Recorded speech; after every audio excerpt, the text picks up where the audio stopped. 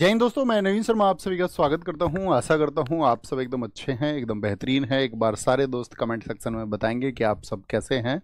बहुत अच्छा लगता है साथ ही जब आप अपनी संवेदनाएं या भावनाएं हम तक पहुंचाते हैं और ये लिख करके पहुंचाते हैं कि हाँ आप एकदम अच्छे हैं। स्थितियां चाहे जो भी हों या आप अभी किसी भी तरह के माहौल में हो, चाहे आर्थिक स्थिति अभी अच्छी ना हो, लेकिन आपके अंदर एक जज्बा और जुनून साथी जरूर होगा।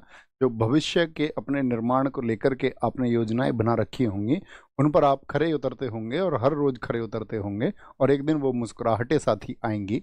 आप सारे साथियों का स्वागत है। विनीत चौधरी, नवीन सर का बोझ, कृष्णा दीक्षित, और ये बोझ कब उतरेगा, अनूप व्लॉग, पूजा चौधरी, निकिता सैनी, जरा सा झूम लूं मैं, आशुतोष माहौर, सैलू फोगाट, नीरज यादव, सारे प्यारे साथियों का बहुत सारा स्वागत है। और दोस्त, आज हम एक नया टॉपिक शुरू कर रहे हैं जिसका नाम है 1857 की क्रांति, यानी कि रिवॉल्यूशन ऑफ 1857। यहाँ पर दो कक्षाएं साथी हमको पढ़नी पड़ेंगी। 1857 का संग्राम और इस दौर में या इससे पहले जो कृषक आंदोलन हुए, जो पीजेंट्स के आपका मूवमेंट्स हुए थे, किसानों ने जो विद्रोह किया, उसको हम कल की कक्षा में पढ़ रहे होंगे। और उसके बाद में फिर हम चलेंगे आपका जो बीच में आपका गवर्नर वायसराय आए, जैसे कि आपका मुख्य रूप से लिटन और रिपन को हमको पढ़ना होगा। और फिर हम भारत के राष्ट्रवादी चरण की तरफ यानी कि कांग्रेस के निर्माण और स्वतंत्रता संग्राम की तरफ बढ़ेंगे।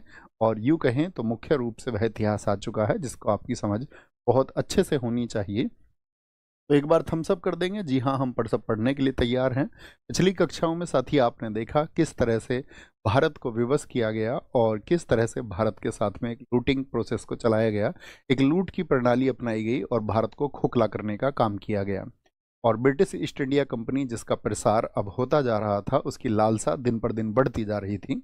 अब वह और अधिक साम्राज्य विस्तार चाहते थे, अब वह और अधिक व्यापार चाहते थे, या कहें तो अधिक लूट भारत के साथ में अब वो करना चाहते थे। और उसी लूट का एक परिणाम है कि भारत में एक क्रांति हुई, जब भारतीय नरोशों के अंदर या भारतीय राजाओं के अंदर ये भय उत्पन्न हो गया और ये डर उत्पन्न हो गया कि अब उनसे उनका समस्त साम्राज्य या समस्त जो क्षेत्र है वह ईस्ट इंडिया कंपनी के द्वारा छीन लिया जाएगा। तो इस संदर्भ में जितने भी भारतीय राज्य इकट्ठे हुए या ब्रिटिश ईस्ट इंडिया कंपनी के साम्राज्यवाद जो नीति थी उसके साम्राज्यवादी नीति के खिलाफ खड़े हुए, या उनकी जितनी भी नीतियां थीं जो दोहन कर रही थी भारत का, उस सब के खिलाफ खड़े हुए। और अन्य कारण भी रहे, बहुत सारे कारण रहे, उन सभी पर हम प्रकाश डालेंगे कि वो क्या क्या कारण थे जिन्होंने 1857 की क्रांति को जन्म दिया। तो सबसे पहले हम कारणों पर चर्चा करेंगे, ठीक है। हाँ जी, एनटीपीसी एग्जाम की डेट आ चुकी है और एनटीपीसी की आपकी परीक्षा 5 जून से लेकर के 23 जून के बीच में हो। एक बार डेट लिखेंगे जिन साथियों का एनटीपीसी का एग्जाम हो, 5 से 23 के बीच में आपकी परीक्षा होगी, ठीक है। ये डेट आप सब लोगों को पता होनी चाहिए, ठीक है। ये ऑफिशियल डेट है। तो शुरू करें आज की क्लास को, थम्स अप कर दें एक बार और नोट बना करके लिखेंगे 1857 का महासंग्राम, या लिख लीजिए 1857 का विद्रोह, या 1857 की क्रांति कहें तो ज़्यादा सही शब्द हो। मतलब किन किन ने इसको क्या क्या शब्द दिए हैं वो सब जानेंगे, किस किस के क्या क्या वक्तव्य थे। रिवॉल्यूशन ऑफ 1857, 1857 की क्रांति। अंग्रेजी शासन अपनी लूट को कर रहा था, तो इसके बारे में बहुत सारे लोगों के स्टेटमेंट है। पहले तो वो स्टेटमेंट सुनिए। जैसे इसको प्रथम स्वतंत्रता संग्राम कहा है, प्रथम स्वतंत्रता संग्राम। प्रथम स्वतंत्रता संग्राम किसके द्वारा कहा गया है, आप बताइए। इसको प्रथम स्वतंत्रता संग्राम वीडी सावरकर ने कहा है। वीडी सावरकर, विनायक दामोदर सावरकर ने कहा है, वीडी सावरकर ने, ठीक है। First freedom struggle. पहले इन स्टेटमेंट्स को आप अपनी कॉपी में नोट करें और फिर चर्चा करें। फर्स्ट फ्रीडम स्ट्रगल किसने कहा है, वीडी सावरकर ने कहा है, वीडी सावरकर ने कहा है। दूसरा स्टेटमेंट जो इसका आता है वो है, ना तो ये पहला इसको माना गया है, ना पहला ना राष्ट्रीय, ना तो इसको पहला ही कहा जाएगा क्योंकि इससे पहले बहुत सारे कृषक आंदोलन हो चुके थे, ना राष्ट्रीय, और ना ही स्वतंत्रता संग्राम था ये, और ना ही स्वतंत्रता संग्राम। स्वतंत्रता संग्राम ये कथन दिया है आपका, किसने ये कथन दिया है, आपका आरसी मजूमदार।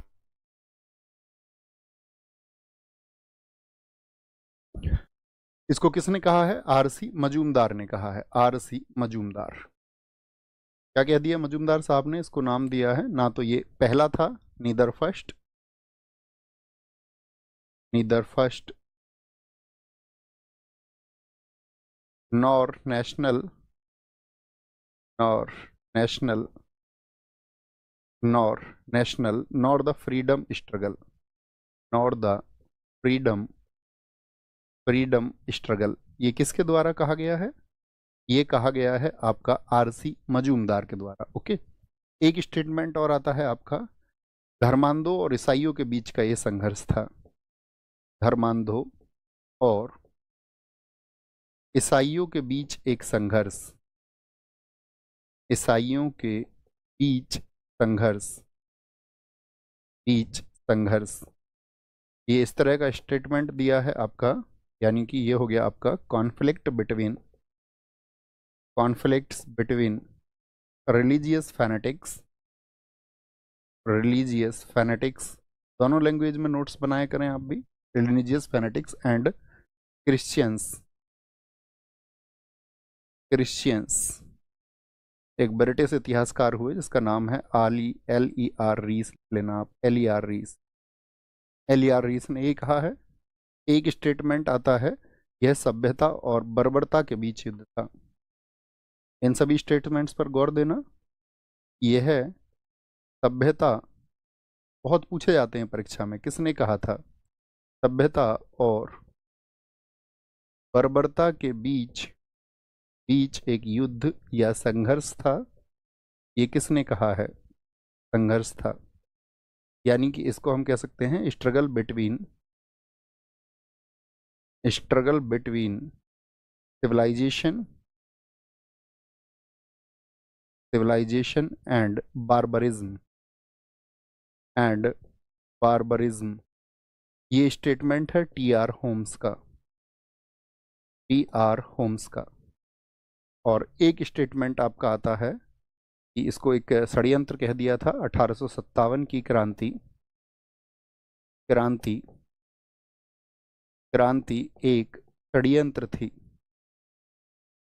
षड्यंत्र थी। यानी हम कह सकते हैं revolution of 1857, the revolution was a conspiracy, conspiracy. ये स्टेटमेंट दिया है आपका आउटरम टेलर ने। आउटरम टेलर को आपने पढ़ा था, बताइए आउटरम टेलर कहाँ पर आपने पढ़ा है? हमने आपको बताया था जब अवध पर माल एडमिनिस्ट्रेशन के एलिगेशंस लगाए गए थे, तभी वहां पर सलीमैन की तबीयत खराब होने के बाद में जब उसने अपना इस्तीफा दे दिया तो उसके बाद में आउटरम को रिपोर्ट के लिए चयनित किया गया था। ओके, तो यहां पर बताएं, एक बार इन स्टेटमेंट को देखें। तो वीडी सावरकर ने इसको कहा प्रथम स्वतंत्रता संग्राम, और वीडी सावरकर ने और भी अन्य बातों पर प्रकाश डाला, जिनमें से प्रमुख थी, वीडी सावरकर ने कहा है कि उस समय के जो ब्रिटिश अधिकारी थे और जो भारतीय सेना थी, अगर मैं आपको बताऊं इस समय 1857 की क्रांति के समय पर भारत की सेना कैसे थी, तो भारतीय सैनिकों को ये भर्ती करते थे निचले पदों पर, यस और नो? तो जो इंडियन सोल्जर्स थे, इंडियन सोल्जर्स थे, उनकी संख्या थी आपका 2,25,000। वैसे तो 2,23,000 थी, लेकिन 2.25 एक हम मोटे तौर पर आइडिया ले सकते हैं। और जो ब्रिटिश सोल्जर्स थे, ब्रिटिश सोल्जर्स थे यहाँ पर, जो ब्रिटिश सैनिक थे, उनकी संख्या थी 45,000। रूल यही लोग कर रहे थे, और भारतीय सैनिक इनमें ज़्यादा होते थे, लेकिन निम्न पदों पर होते थे, निचले पदों पर होते थे। तो यहाँ पर एक बात पर प्रकाश और डाला वीडी सावरकर, उन्होंने कहा कि ब्रिटिश अधिकारी अपनी परेड के दौरान में बहुत सारी जगह पर पैगंबर और राम के खिलाफ शब्द बोलते थे, और उनको गाली सूचक शब्द दिया करते थे, और साथ में सैनिकों को भी प्रेरित करते थे इस तरह की, और सैनिकों के सामने ही इस तरह के वक्तव्य उनके होते थे। ठीक है, तो प्रथम स्वतंत्रता संग्राम उन्होंने कहा, ना तो इसको पहला माना कि भाई इससे पहले बहुत सारी जगह पर संघर्ष हुए आपका किसानों के, ना इसको राष्ट्रीय कहा गया, और ना ही स्वतंत्रता संग्राम आरसी मजूमदार ने। यहाँ पर ये जो आपका L.E.R. रीस कहता है धर्मांधों और ईसाइयों के बीच संघर्ष, धर्मांध इसने किसको कहा? धर्म का अंधा होना, इस बात का क्या मतलब होता है? यानी कि जब कोई एक धर्म का व्यक्ति दूसरे धर्म में बहुत सारी बुराइयां या उसमें सिर्फ और सिर्फ आलोचना ढूंढने लगे, तो वह उसको धर्मांध कहने लग जाता है। तो ये धर्मांध किसको कह रहे थे? उस समय भारत में जो हिंदू और मुसलमान थे उनको ये बोल रहे थे धर्मांध। और ईसाई, मैंने आपको कहा, इनके ऊपर मैंने कल आपको एक थ्योरी बताई थी, उस थ्योरी का क्या नाम है? व्हाइट मैंस बर्डन, सफेद व्यक्ति का बोझ। ये खुद को ज्यादा सभ्य समझते थे और ये मानते थे कि ये जो हिंदू और मुसलमान इस देश में है ये सभ्य प्रजाति नहीं है।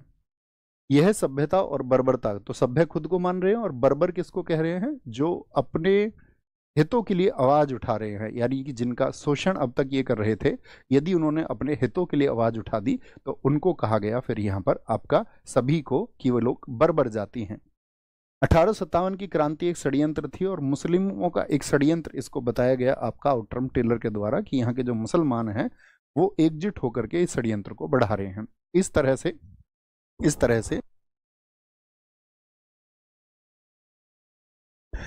तरह से ये बातें बढ़ाई गई। बात समझेंगे? कोई दिक्कत? अच्छा, एक बात आती है, इसको सिपाही म्यूटिनी किसने कहा था? सिपाही म्यूटिनी, सहन साहब एक इतिहासकार हैं, इसको उन्होंने बोला सिपाही म्यूटिनी, एक सैनिक विद्रोह था। ये भी एक अच्छा कथन है, सिपाही म्यूटिनी। ये सेन थे जिन्होंने कहा था और सेन को ही जिम्मेदारी दी गई थी कि 1857 का जो संग्राम है उसके ऊपर वो इतिहास को लिखे। ठीक है, इतिहास को लिखे। ठीक है, तो इस तरह से वो जानकारी उनको दी गई थी।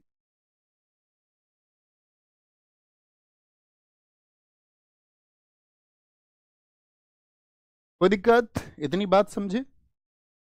इतनी बात समझ में आई कि उस तरह का माइंडसेट क्या था। अंग्रेजी सरकार की लूट से आप परिचित हैं, बहुत अच्छे से परिचित हैं। आगे वो घटनाक्रम हम शुरू करेंगे कि वो क्या कारण थे। तो आप लिखना रीजंस क्या थे 1857 की क्रांति के कारण। कारण अर्थात उसके रीजंस, रीजंस। तो बहुत सारे कारण रहे, उनमें से जो प्रमुख कारण है पहले, सबसे पहले उन पर प्रकाश डालेंगे हम। सबसे प्रमुख कारण था एक तो आपका आर्थिक कारण। सबसे पहला है इकोनॉमिक रीजन, आर्थिक कारण। आर्थिक कारण ये परीक्षाओं में अपने शब्दों में पूछे जाते हैं। इकोनॉमिक रीजंस, इकोनॉमिक रीजंस क्या थे? इकोनॉमिक रीजंस में लिखना पहली चीज, जो पहला बिंदु है, पहला बिंदु लिखना कि भारत के व्यापार और उद्योग धंधे, भारत के व्यापार और उद्योग धंधों को, उद्योग या उद्योगों को ईस्ट इंडिया कंपनी ने नष्ट कर दिया था, नष्ट कर दिया था, नष्ट कर दिया था। लिखेंगे क्या? Indian business, Indian business and industries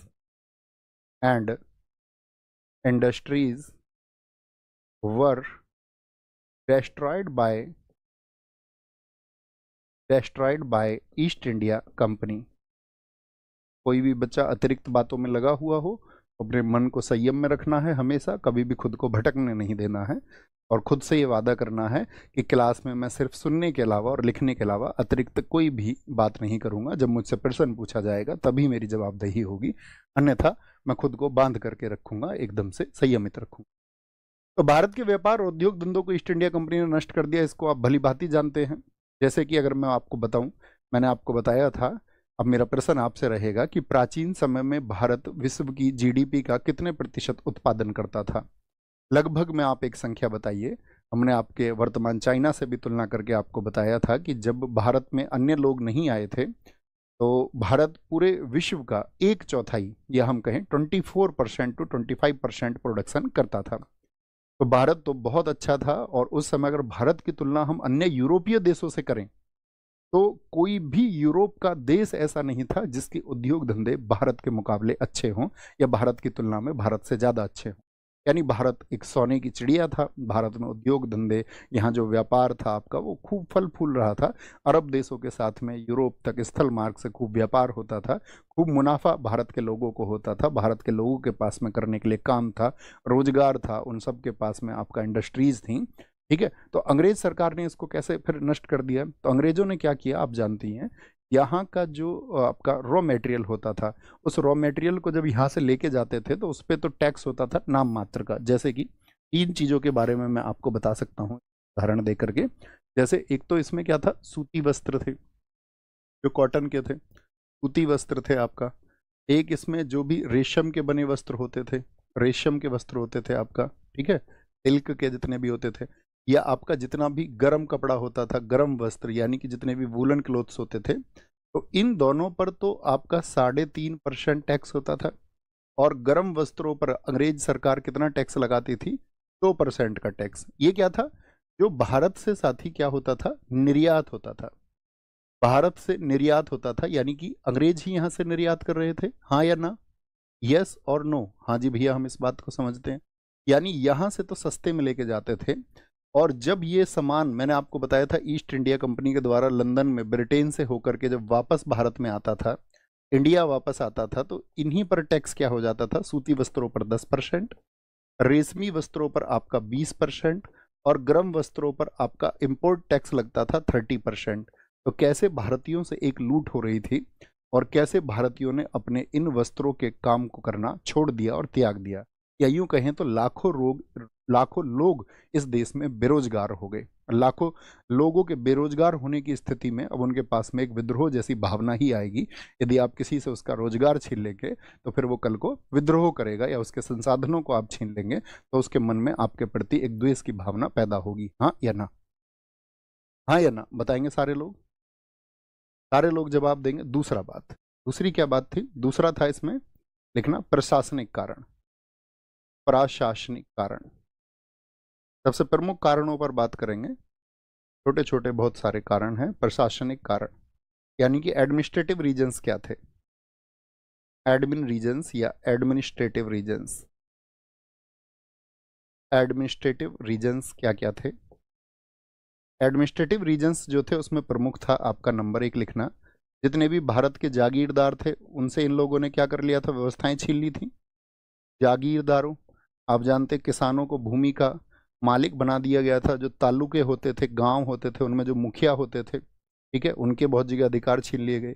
राजवंशों में आप जानती हैं इन लोगों ने रेजिडेंट बिठा दिए, राजवंशों के विशेषाधिकारों को हटा देना, तो वो एक वर्ग भी क्या हो गया, इनके खिलाफ हो गया, विशेषाधिकारों को हटा देना, ये भी एक प्रमुख कारण बना। Removal of privileges of jagirdar, talukdar and dynasties, removal of समझ रहे हैं ना दोस्त, हाँ भैया, एक एक वर्ग देखेंगे आप, एक तो मजदूरों का वर्ग इन्होंने खिलाफ कर दिया यहाँ पर, और अभी जागीरदारों का, privileges of jagirdars, jagirdars, talukdars, talukdars and dynasties, dynasties, राजवंशों के अधिकारों को जब इन्होंने छीना, ठीक है, एक कारण तो ये हुआ प्रशासनिक कारण। दूसरा, हमारे यहाँ के लोग फारसी भाषा को जानते थे, मैंने कहा हमारे यहाँ पर जो भाषा चलती थी उस समय पर, जैसे आपका भारत में आपका दिल्ली सल्तनत रही मुख्य स्थानों पर, आपका फिर बाद में मुगलों का एम्पायर बहुत बड़ा हो गया, तो मुगलों की भाषा कौन सी थी, जरा आंसर करें, मुगलों की भाषा कौन सी थी, तो सबका आंसर आएगा फारसी। तो उस समय पर भारत में क्या था, जगह जगह पर एक तो संस्कृत, अरबी और फारसी, ये 3 भाषाएं ऐसी थी जो प्रचलन में थी। और अंग्रेजों ने क्या बोल दिया, जब मैकाले आया, हमने कल आपको बताया, मैकाले ने क्या कर दिया, या आपका जो कोर्ट की भाषा थी उसको बदल करके बेंटिक के समय पर क्या कर दिया गया आपका, तो उन सबको बदल करके आपका कर दिया गया भैया अंग्रेजी। तो जो जनमानस था उसको तो वो प्रोसेस समझ में नहीं आया, उसकी अंग्रेजी भाषा पर कोई ऐसी पकड़ ही नहीं थी, तो इससे भी एक विद्रोह हुआ, ये भी एक प्रशासनिक कारण माना जाता है। फारसी भाषा के स्थान पर, फारसी भाषा के स्थान पर अंग्रेजी भाषा, स्थान पर अंग्रेजी भाषा, अंग्रेजी भाषा, English language, English language instead of Persian, instead of Persian, यानी पर्शियन भाषा की जगह इन्होंने, तो एक विद्रोह पैदा होगा या नहीं होगा, हाँ या ना, आप बताइए, एक विद्रोह पैदा होगा या ना होगा, आप कहेंगे हाँ जी, बहुत बढ़िया, बहुत अच्छा समझ रहे हैं स्टूडेंट, एकदम सही जवाब आपने दिया है जी भैया, एक लैंग्वेज भी एक रीजन रहा। तीसरा, तीसरा सबसे प्रमुख कारण था धार्मिक और सामाजिक कारण, धार्मिक और सामाजिक कारण, 1857 की क्रांति हम पढ़ रहे हैं, उसके धार्मिक और सामाजिक कारण क्या थे? रिलीजियस एंड सोशल रीजन्स,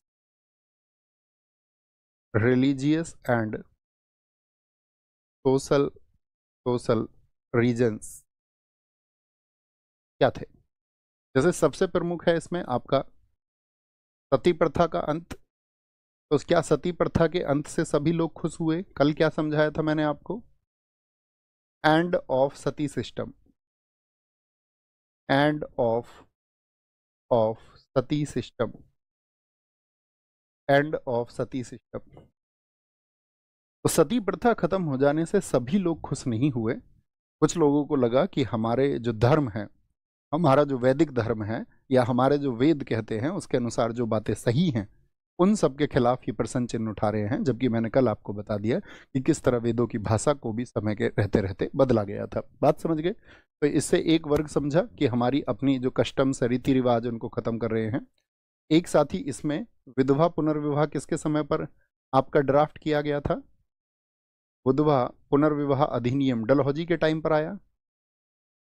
सती प्रथा का अंत किसके समय पर हुआ था?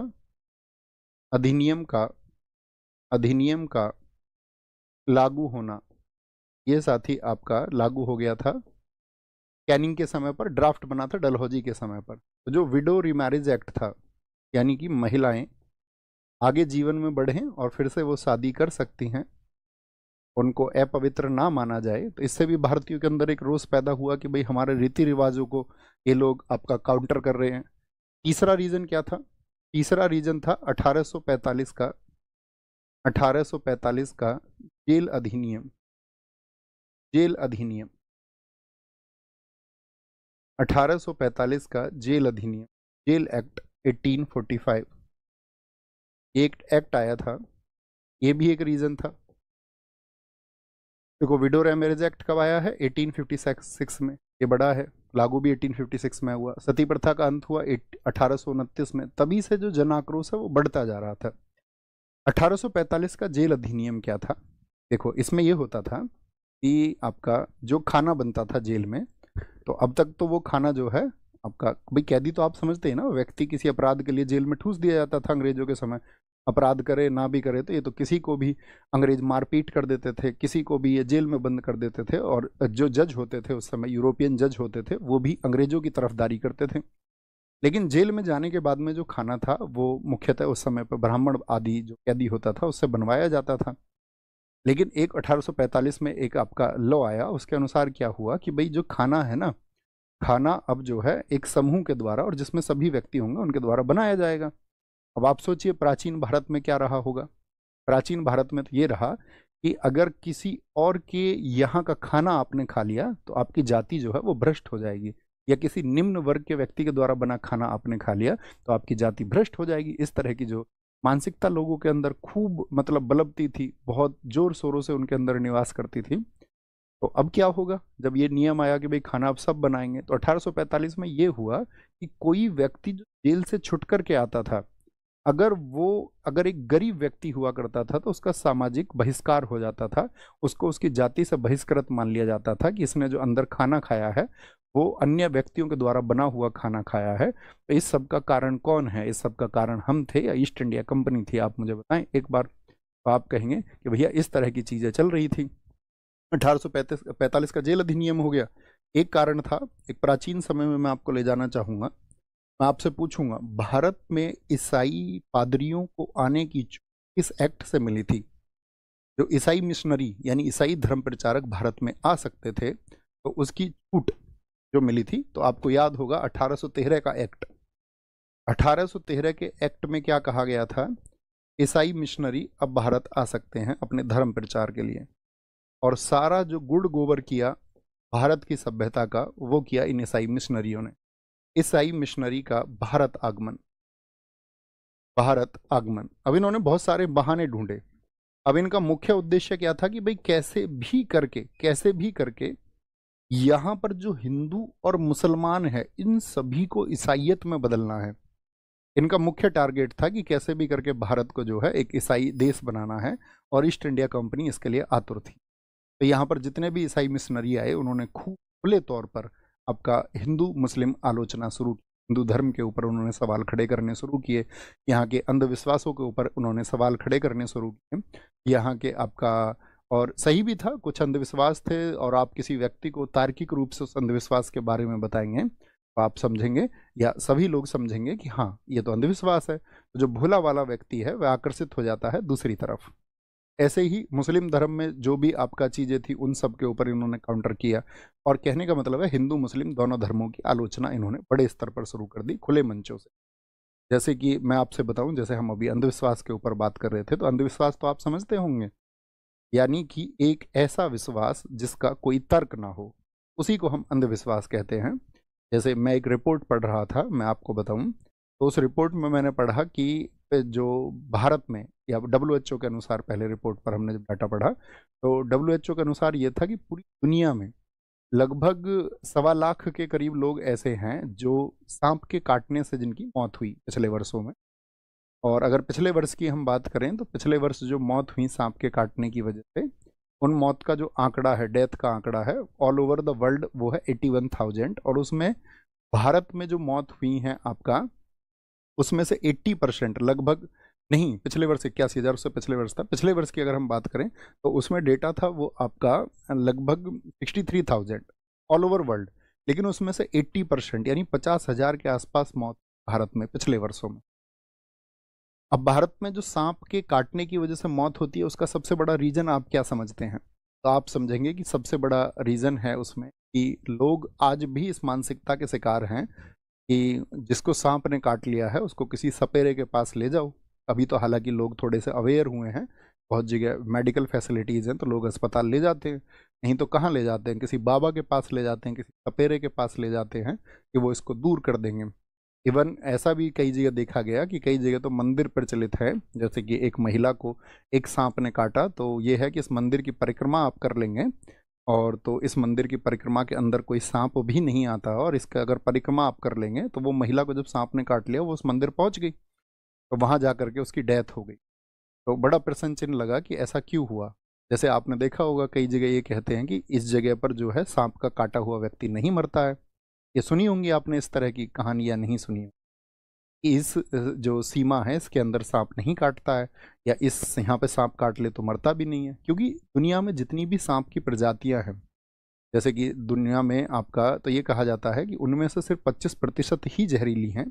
75% जहरीले सांप होते ही नहीं है। हो सकता है उस देश की या उस जगह की, उस स्थान की भौगोलिक व्यवस्थाएं ऐसी हो कि वहाँ के सांपों में जहर ही ना हो। पॉसिबल है ना कि वहां पर सांप काट भी ले तो कोई दिक्कत नहीं। अब इसका मतलब ये थोड़ी है कि हम ये विश्वास पैदा कर लें कि इस इलाके में सांप के काटने से मौत नहीं होती तो जहरीला सांप भी काट लेगा तो मौत नहीं होगी। तो ऐसे जहां पर मान्यताएं थी वहां पर जब सांपों ने काटा तो लोगों की डेथ हो गई। अब लोगों की डेथ हो गई तो लोगों ने सोचा कि यार ये तो ईश्वर की कृपा में कमी हो गई, यहाँ तो डेथ नहीं होती थी। तो इसके लिए बहुत सारे प्रयोग हुए, सर्वदन समिति वगैरह इन सब के द्वारा। तो उन्होंने लोगों को समझाया जा करके गांव गांव में कि आप इसके लिए प्राथमिक उपचार करें, आप अंधविश्वास का शिकार ना हो। तो उन्होंने कहा नहीं जी, हमारे यहाँ पर तो इस मंदिर की परिसीमा में सांप ही नहीं आता। तो वो सांप उन्होंने ले जा करके प्रयोग करके लोगों को दिखाए कि ये देखिए, आप कोई चूना मिट्टी वहाँ पे वो डालते थे कि इसमें सांप नहीं जाएगा, उन्होंने उस चूना मिट्टी को डाला और सांप सारे एंटर कर गए आसानी से। तो लोगों के भ्रम ऐसे ऐसे दूर करने पड़ते हैं प्रयोग के द्वारा, तर्क के द्वारा। तो बहुत सारे लोग प्रयोग करते भी हैं जो लोगों के अंधविश्वास को खत्म करने का काम करते हैं, लेकिन फिर भी जब व्यक्ति अशिक्षित होता है तो वो चीज़ों को बहुत आसानी से एक्सेप्ट नहीं करता है। जो उसके मस्तिष्क में वर्षों तक, शताब्दियों तक उसके मस्तिष्क में जो चीज़ पहुंचाई गई हो तो वो यूं ही नहीं त्याग कर सकता है। तो यही अंधविश्वास होता है। तो ईसाई मिशनरी भारत में आए और खूब इन्होंने आलोचना की भारत में जो अंधविश्वास चल रहे थे, धर्मों में फैले अंधविश्वास थे, उनके खिलाफ। इसी में इन्होंने एक आड़ बनाया स्त्री शिक्षा को। इन्होंने कहा कि भाई अब हम भारतीय जिम्मेदार थे, हम महिलाओं को जो है आपका जो निचले वर्ग में, या कहें तो हम निम्न वर्ग की महिलाओं को तो पढ़ने का बिल्कुल अधिकार नहीं था। हम आपको आधुनिक भारत में बताएंगे सावित्री भाई फुले जी ने क्या योगदान दिया है इस देश को, कैसे उन्होंने इस देश को दिशा दी या महिलाओं को दिशा दी। तो यहाँ पर उन्होंने क्या किया, स्त्री शिक्षा के नाम पर स्कूल खोले, और वहाँ पर जब ये बुलाते थे तो वहाँ की प्रार्थनाओं में कहा जाता था, तुम्हारा ईश्वर कौन है, और बच्चों से बुलवाया जाता था बदले में ईसा मसीही। तो उन बच्चों के ही माइंड सेट को अंग्रेज सरकार क्या है थोपने लग गई थी। उन बच्चों को जबरन सिखाया जाता कि तुम्हारा ईश्वर कौन है, तो ईसा मसीह तुम्हारा ईश्वर है, ये सब कह करके उनको बढ़ाया जा रहा था। ठीक है। और ईसाई मिशनरी भारत में आए तो क्या खोले इन्होंने, भारत में आकर के बहुत सारे स्कूल्स खोले और उन स्कूल्स में इन्होंने क्या कर दिया, बाइबिल का अध्ययन अनिवार्य कर दिया। बाइबिल का अध्ययन, बाइबिल का जो अध्ययन था, यानी सबको बाइबिल पढ़ना पड़ेगा, तो बाइबिल का अध्ययन होने लगा, बाइबिल को ये लोग पढ़ाने लगे। कहने का मतलब है कि मस्तिष्क से यानी मानसिक रूप से उनको ईसाई बनाने की प्रक्रिया चल गई। तो इस देश में जो लोग इंटेलेक्चुअल वर्ग था, यानी कि इस देश में जो शिक्षित वर्ग था, वह भी इसका विरोधी बना। और उसने देखा ना किस तरह से ये सरकारें प्रयोग कर रही हैं अपने। दूसरा कारण क्या था शिक्षित वर्ग के विरोध का, आपको मैंने बताया था कि कार्नवालिस तो भारतीयों से एकदम नफरत करता था, वह तो भारतीयों को अयोग्य समझता था। लेकिन बेंटिक के समय पर 1833 के एक्ट में क्या कहा गया था, 1833 के एक्ट में ये कहा गया था कि योग्यता ही सेवा का आधार होगा। बोलो हाँ या ना, ये हमने बताया था आपको पिछली क्लास में। योग्यता ही सेवा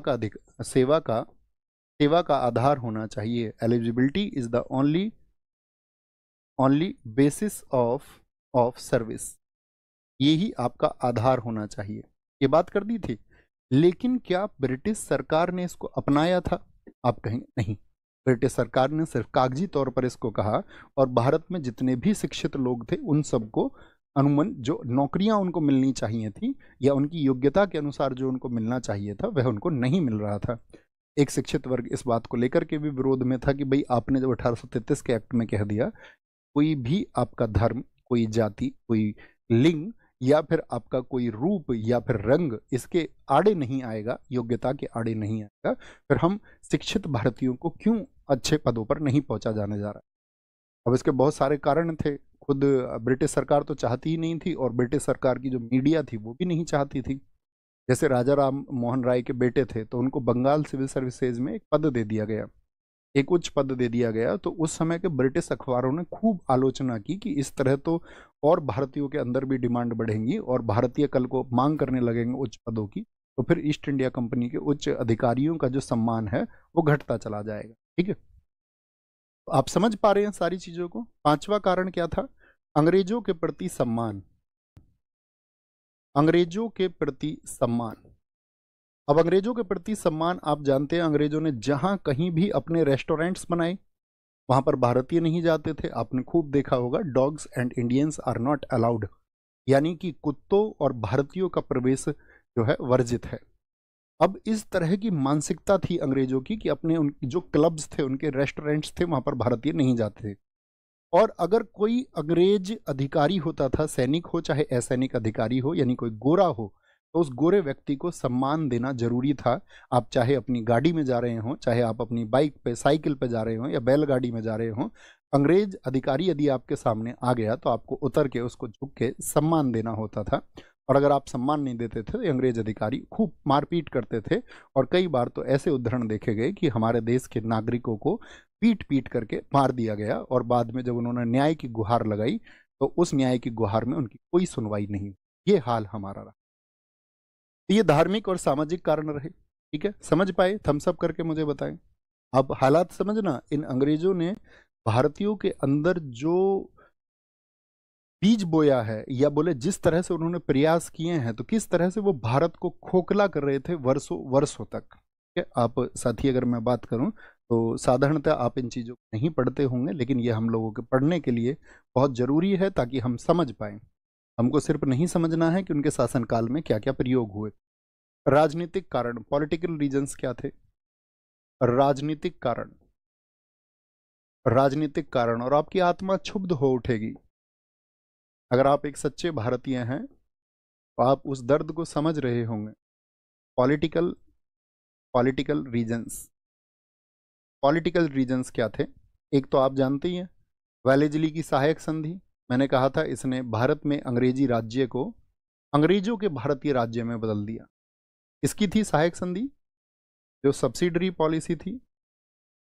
मेरा आपसे प्रश्न ये रहेगा, सब्सिडरी पॉलिसी के अधीन सबसे पहले किसको हड़पा गया था। तो ये बहुत सारे फैक्टर्स हैं। दूसरा, एक आपका doctrine of lapse, doctrine of lapse किसने अपनाया था, सबसे ज्यादा तो बेड़ा गर्क इसी ने किया। कि भारतीयों को बच्चा गोद तक नहीं लेने दे रहा था डलहौजी। ठीक है, सहायक संधि किसकी थी? वालेजली। वालेजली। तो जब भारतीयों के आपका ये सेना एंटर करा देते थे, मैंने बताया सब्सिडरी पॉलिसी से, एक अंग्रेज रेजिडेंट रखते थे, सेना देते थे, सेना को बढ़ाते चले जाते थे। अंग्रेज जब उस अंग्रेजी सरकार का, अंग्रेजी सेना का जब व्यय वो राजा नहीं कर पाता था तो उसके क्षेत्र को ले लेते थे। डॉक्ट्रिन ऑफ लैप्स डलहौजी का है।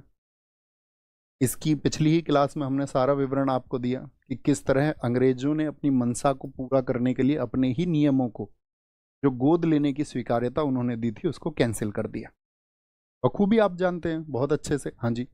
तो डॉक्ट्रिन ऑफ लैप्स ये भी एक राजनीतिक कारण बना, क्योंकि आपको पता है ये डलहौजी का कार्यकाल मुझे बताएं 1848 से 56, इसके जाने के एक वर्ष बाद ही तो 1857 की क्रांति हो गई थी। ठीक है, डॉक्ट्रिन ऑफ लैप्स हो गया एक कारण। यहां पर आप बात बोले तो जितने भी सम्मानित व्यक्ति थे उनका अपमान ये करते थे, सम्मानित व्यक्तियों का अपमान, सम्मानित व्यक्तियों का अपमान,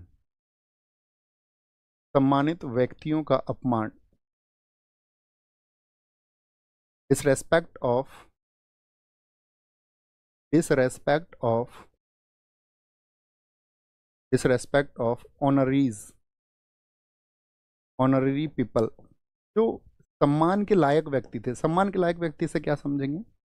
जैसे कि मैंने आपको कहा जागीरदार, तालुकदार, इन सबको तो खत्म उन्होंने कर ही दिया। तो अब यहाँ पर एक प्रश्न आता है, जैसे कि मुगल सम्राट था, मैंने आपको बताया था अंतिम मुगल सम्राट का नाम आप मुझे बताइए।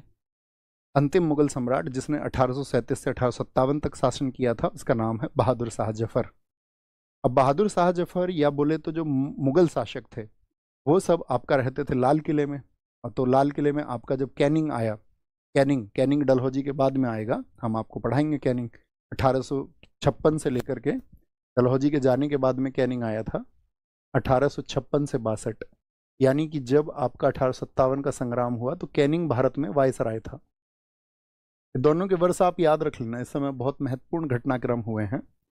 तो कैनिंग ने यह कह दिया था कि भाई जो लाल किला है आपको खाली करना होगा और इसके बाद में कोई भी आपका मुगल सम्राट नहीं होगा, यानी बहादुर शाह जफर जो है वो अंतिम मुगल सम्राट हैं और बहुत जल्दी अब उनको उनसे शासन छीन लिया जाएगा। अब देखिए भारत में जो भावना थी, क्योंकि जब भारत में आए सब लोग, मुगल शासक आए, तो मुगल शासक क्या यहाँ के पैसे को लूट करके कहीं बाहर देश में भेज रहे थे?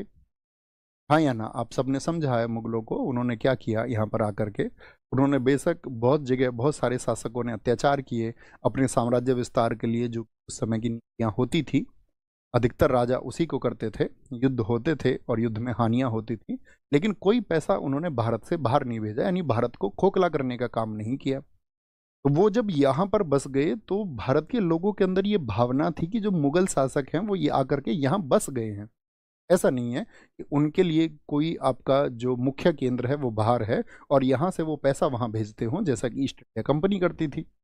लेकिन अंग्रेजों को वो क्या मानते थे? विदेशी मानते थे लोग, क्योंकि अंग्रेजों को विदेशी मानना एकदम से सही है, क्योंकि वो यहाँ पर बसने वाले नहीं थे। उनके तो अधिकारी आते थे और ट्रांसफर लग के कभी किसी देश में, कभी कहीं भेज दिए जाते थे। इसलिए भारतीयों के अंदर उनके लिए एक विदेशियों की भावना और हमारे राजाओं का जो आपका सम्मान नहीं उन्होंने किया, वह भी एक कारण बना। ठीक है, क्या बोलेंगे? एक आपका पेंशन पर रोक, बहुत सारे जो सम्मानित शासक थे पेंशन पर रोक, जैसे नाना साहब की पेंशन, जो कि आपका मराठाओं के आपका वंशज थे, दत्तक पुत्र थे, क्या बोलेंगे इसको? हम बोल सकते हैं ban on pension, ban on pension. तो पूछ लिया था निम्नलिखित में से कौन सा कारण नहीं था, आज भी हम क्वेश्चन आपको दिखाएंगे। इस तरह के बहुत सारे आपका रीजन थे, जैसे कि एक ब्रिटिश अधिकारी था, उसका नाम है चार्ल्स नेपियर। तो चार्ल्स नेपियर ने तो ये तक कह दिया था कि यदि मुझे 12 साल के लिए भारत की सत्ता सौंप दी जाए तो भारत में एक भी नरेश नहीं रहेगा, भारत में कोई भी निजाम का नाम नहीं सुनेगा और नेपाल हमारा होगा। तो इस तरह के स्टेटमेंट्स जब उस समय पर आ रहे थे तो भारतीय नरेशों को ये लगता था कि हमसे अब सब कुछ है हमारा छीनने की बारी आ चुकी है, अब पीक टाइम आ चुका है। ठीक है, एक सैनिक कारण क्या थे? सैनिक कारण ये भी लिखना, मिलिट्री रीजन्स क्या थे? सैनिक कारण, मिलिट्री रीजन्स क्या थे? मिलिट्री रीजन्स, सैनिक कारण क्या थे? ये हमने यहाँ पर राजनीतिक कारणों की बात की है, तो सैनिक कारणों में एक आता है आपका पोस्टल सेवाओं पर टैक्स। पोस्टल सेवाओं पर tax, tax on postal services. आप मुझे बताएं, जो पोस्ट ऑफिस एक्ट आया था डलहौजी के टाइम पर, वो किस ईयर में आया था? तो आप कहेंगे भैया 1854 में एक पोस्ट ऑफिस एक्ट आया था। अब से पहले क्या था कि उस पोस्टल में आपका ये होता था कि भाई 2 पैसे का खर्चा लिया जाता था यूं तो, लेकिन सैनिकों के लिए क्या था, ये पोस्टल सर्विसेज एकदम से फ्री थी। यानी सैनिकों को अपने किसी भी पोस्ट पर कोई खर्चा नहीं देना होता था। लेकिन 1854 में जब आपका पोस्ट ऑफिस एक्ट आया तो भारतीयों को इसको पेड कर दिया गया, भारतीय सैनिकों के लिए, अंग्रेज सैनिकों के लिए नहीं, सिर्फ भारतीय सैनिकों के लिए। तो उनके अंदर एक विद्रोह पैदा हुआ। लिख लेना, टैक्स ऑन पोस्टल सर्विसेज। एक एक यहां पर बात की गई समुद्र पार जाने की बात, समुद्र पार जाने की बात सैनिकों से की गई, टू क्रॉस द ओशियन। इसमें क्या दिक्कत है? टू क्रॉस द ओशियन, ये क्या विद्रोह की बात हो गई? तो ये दरअसल में एक सामान्य सेना भर्ती अधिनियम आया था 1856 में। कौन सा अधिनियम था? सामान्य सेना भर्ती अधिनियम, यानी कि आपका आर्मी रिक्रूटमेंट एक्ट एक आया 1856 में। तो चिंता की बात ये हुई थी कि उसमें पुराने सैनिकों के लिए नहीं था, वो था जितने भी नए सैनिक भर्ती होंगे उन नए सैनिकों को युद्ध के लिए कहीं भी भेजा जा सकता है। अब भारत में परंपरा ये थी कि कोई भी व्यक्ति यदि समुद्र पार यानी कि कहीं विदेश में कभी चला गया तो उसको उसकी जाति से बहिष्कृत कर दिया जाता था, उसको उसकी जाति से बहिष्कार कर दिया जाता था। यानी कि उसको ये माना जाता था कि हमारी जाति का व्यक्ति अब नहीं रहेगा। ये भी एक अंधविश्वास है। आज देखिए, आज तो किसी को जाति से बहिष्कृत नहीं किया जाता। इवन विदेश घूमने जाना तो एक लग्जरी का प्रमाण आज माना जाता है कि कोई व्यक्ति अगर जाकर के पेरिस से अपनी फोटो अगर पोस्ट कर दे तो ये माना जाएगा कि ये तो भैया बढ़िया, एक अच्छा इसकी आमदनी हो रही होगी, एक धनी व्यक्ति है जो विदेश में जाकर के भी घूम पा रहा है, तभी तो घूमेगा व्यक्ति। तो पहले इस तरह के अंधविश्वास थे, और जब वो अगर कभी चला भी जाता था सैनिक तो उसको उसकी जाति से बहिष्कृत माना जाएगा। इनको दिक्कत क्या थी? जितने भी पुराने सैनिक थे उन वे क्यों विद्रोह करेंगे अगर नियम नए सैनिकों के लिए था? तो पुराने सैनिक विद्रोह इसलिए कर रहे थे क्योंकि सेना में जो भर्ती होती थी वो पैतृक आधार पर होती थी। यानी जो सेना में है कल को उनका बच्चा होगा, तो उन्होंने देखा कि भाई हमारा बच्चा कल को सेना में भर्ती होगा, कल को उसको ये विदेश भेजेंगे, विदेश से आएगा तो हमारे बच्चे का जो है सामाजिक बहिष्कार हो जाएगा। तो इसीलिए वो सब क्या बोलेंगे, आपका उसका विरोध करने लग गए। तो समुद्र पार जाने की बात ये भी एक कारण बन गया, याद रखना कि हमारे बच्चों की जाति कहीं ना खो जाए। अच्छा, तीसरा कारण क्या था? अपने आप ही इमेजिन कर लिया वो में प्रमुख, इसको अलग से भी लिख सकते हैं, एक अफवाह थी। अफवाह समझते हैं? अफवाह किसी भी बात की फैल सकती है।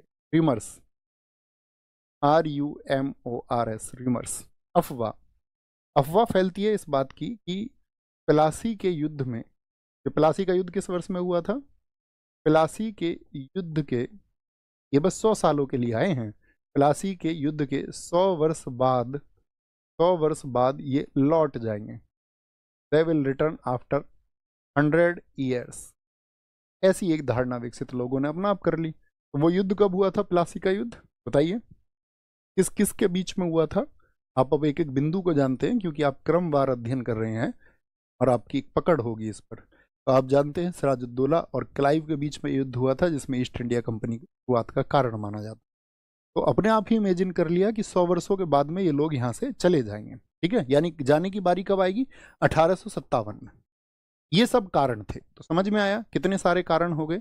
लेकिन तभी इमीडिएट कॉज क्या हुआ, तात्कालिक कारण क्या हुआ कि भैया ये तो लंबे समय से सारी चीजें आ रही हैं, तात्कालिक कारण, एक इमीडिएट कॉज क्या हुआ? ऐसी कौन सी घटना घट गई कि ये सारी चीजें जो, ये तो मैंने आपको बताया, देखो किस किस वर्षों में है। कोई घटना ने जन्म लिया है आपका 1813 से शुरुआत हुई, कोई घटना 1829 की है, तो ये तो प्राचीन समय की घटनाएं हुई। अभी 1857 में एकदम से इंटेंस क्या हो गया? तो एक तो 1757 के 100 वर्ष पूरे हो रहे हैं, और एक तात्कालिक कारण था। तात्कालिक कारण जो सबसे प्रमुख माना जाता है, जो कारतूस थे, कारतूस। अगर हम आपको भी बताएंगे, कारतूस भी छोड़िए, कहानी बताता हूँ मैं आपको। जो आर्मी का इनका हेडक्वार्टर हुआ करता था वो कुछ ही जगह थे इनके, जैसे एक जगह दमदम भी थी, डमडम जिसको कहा जाता है।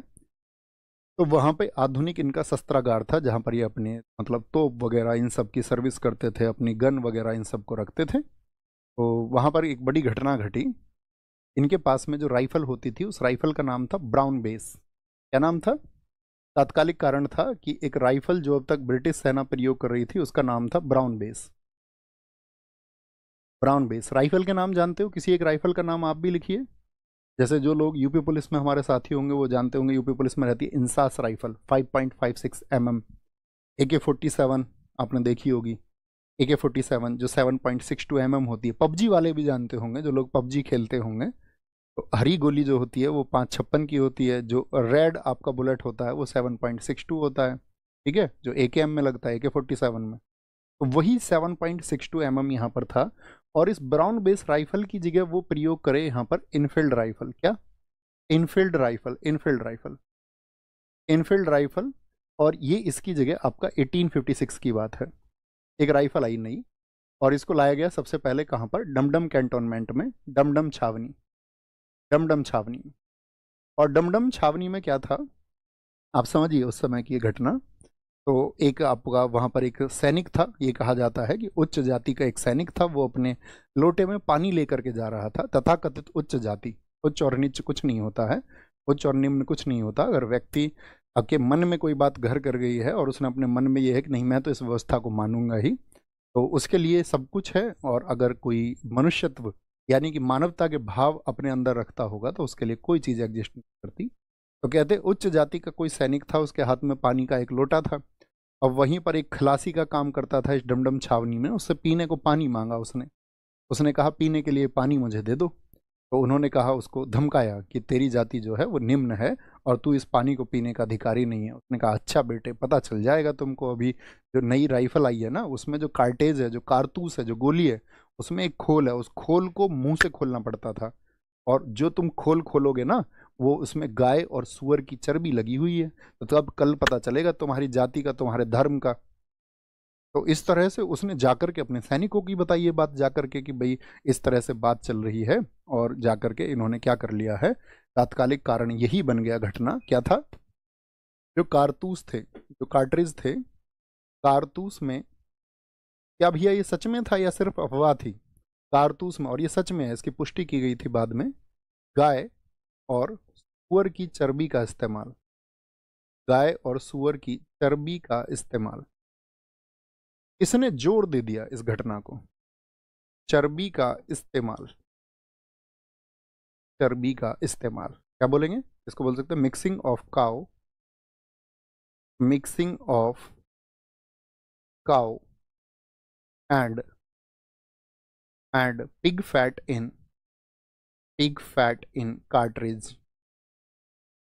कार्ट्रिज, कार्ट्रिज का मतलब कार्टेज में। तो इस तरह से ये घटना घटी आपका। और जब ये घटना घटी तो इसका जो है सबसे पहले जो विद्रोह किया, वो विद्रोह किया गया उस समय, जो घटना में बता रहा हूँ डमडम छावनी। तो इस घटना का विद्रोह हुआ। तो इसका विद्रोह कहाँ से होता है आपका? तो इसका विद्रोह किया 19वीं रेजिमेंट ने। इसने इसका विद्रोह किया 19वीं रेजिमेंट थी, एक सिपाहियों की रेजिमेंट, रेजिमेंट।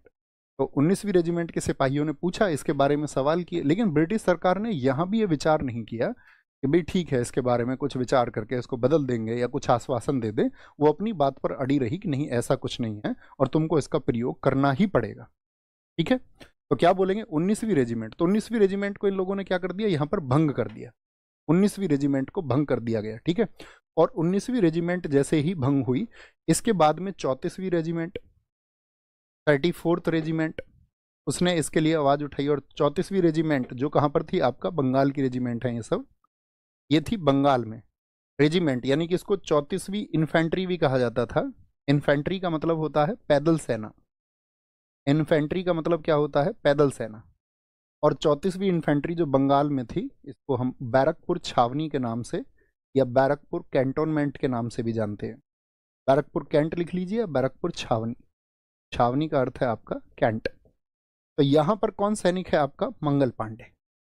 तो मंगल पांडे जी यहाँ पर थे और मंगल पांडे जी ने क्या किया, इसका विद्रोह किया खुले रूप पर और अपने सैनिकों को इसके लिए बोला भाई अब हमको अपने धर्म बचाने के लिए लड़ना होगा। तो ये जो घटना घटी आपका, उन्होंने क्या किया, मंगल पांडे ने यहाँ पर एक रिवोल्ट कर दिया, एक विद्रोह कर दिया। और वो विद्रोह उन्होंने किया था आपका 29 मार्च को, 29 मार्च 29 मार्च 1857 को। तो ब्रिटिश सरकार के अंदर एक सनसनी फैली कि भाई तुम ऐसा विद्रोह क्यों कर रहे हो। अंग्रेज अधिकारी पहुंचे जिसमें कि आपका सार्जेंट बाग था। उन्होंने कहा हाँ भाई क्या कह रहे हो तुम इसका प्रयोग नहीं करोगे। उन्होंने कहा नहीं करेंगे। बोला कभी तुम कर लो प्रयोग। उन्होंने उसके माथे पर गोली मार दी और जैसे ही आपका यहाँ पर हत्या हुई तो मंगल पांडे को यहाँ पर गिरफ्तार कर लिया गया। उन्होंने कहा कि भाई नहीं, हम नहीं चलाएंगे इसको, हमने अपने धर्म का जो पतित हो रहा है हमारा धर्म, या उसका पतन नहीं होने देंगे। तो यहाँ पर मंगल पांडे जी को यहाँ पर कहा जाता है कि जिन्होंने इस क्रांति की पहली गोली चलाई। किस डेट को चलाई गोली पहली? 29 मार्च 1857 को। इसके बदले में क्या मिला इनको? इसके बदले में इनको फांसी मिली, फांसी दी गई इनको। और ये फांसी जो हुई थी इनका वो बहुत जल्दी दी गई इनको, 8 अप्रैल को। कब? 8 अप्रैल 1857 को, 57 को इनको फांसी दे दी गई। ये बड़ी महत्वपूर्ण घटना है, ठीक है, इसको बात याद रखें। अच्छा, इसके बाद में सभी छावनियों में खबर पहुंचने लग गई कि भैया उस कैंट में ये हुआ है। बहुत सारे कैंट में क्या है, विद्रोह होने लग गया और बहुत सारी छावनियों ने इसका विद्रोह किया।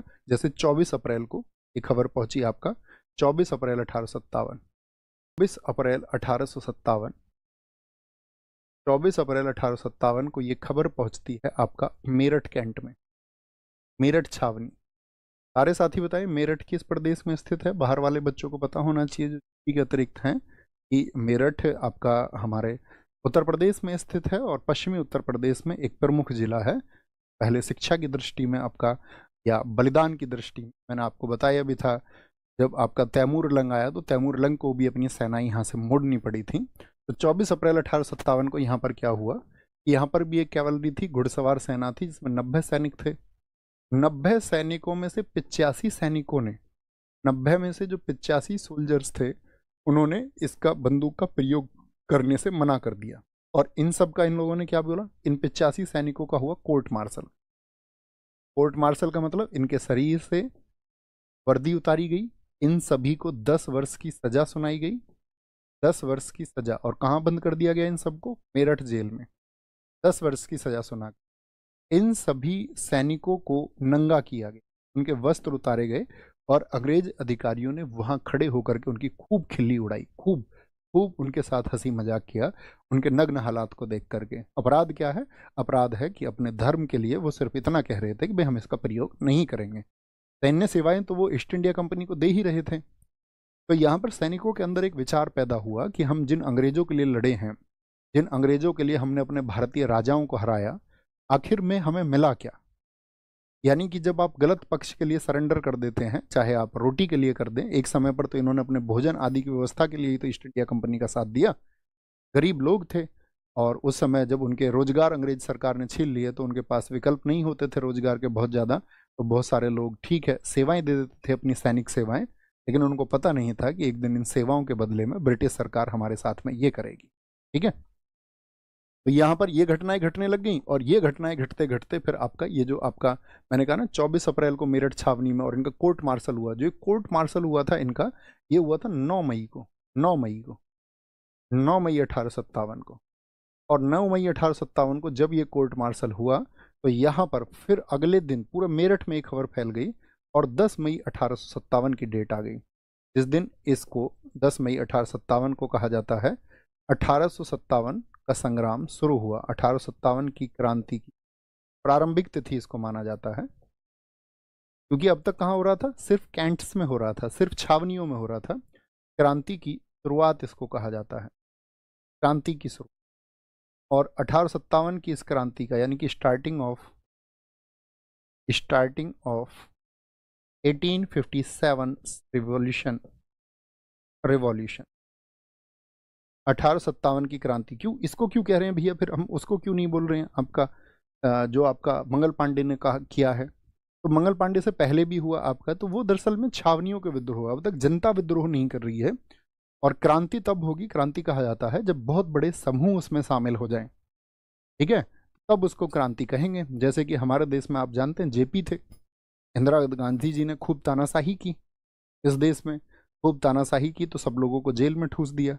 तो भारतीय राजनीति से एक व्यक्ति ऐसे थे जो संन्यास ले चुके थे, जेपी, सक्रिय राजनीति। तो जब पटना में छात्रों ने सभा की तो उन्होंने कहा कि आपको आना होगा और हमारा नेतृत्व करना होगा।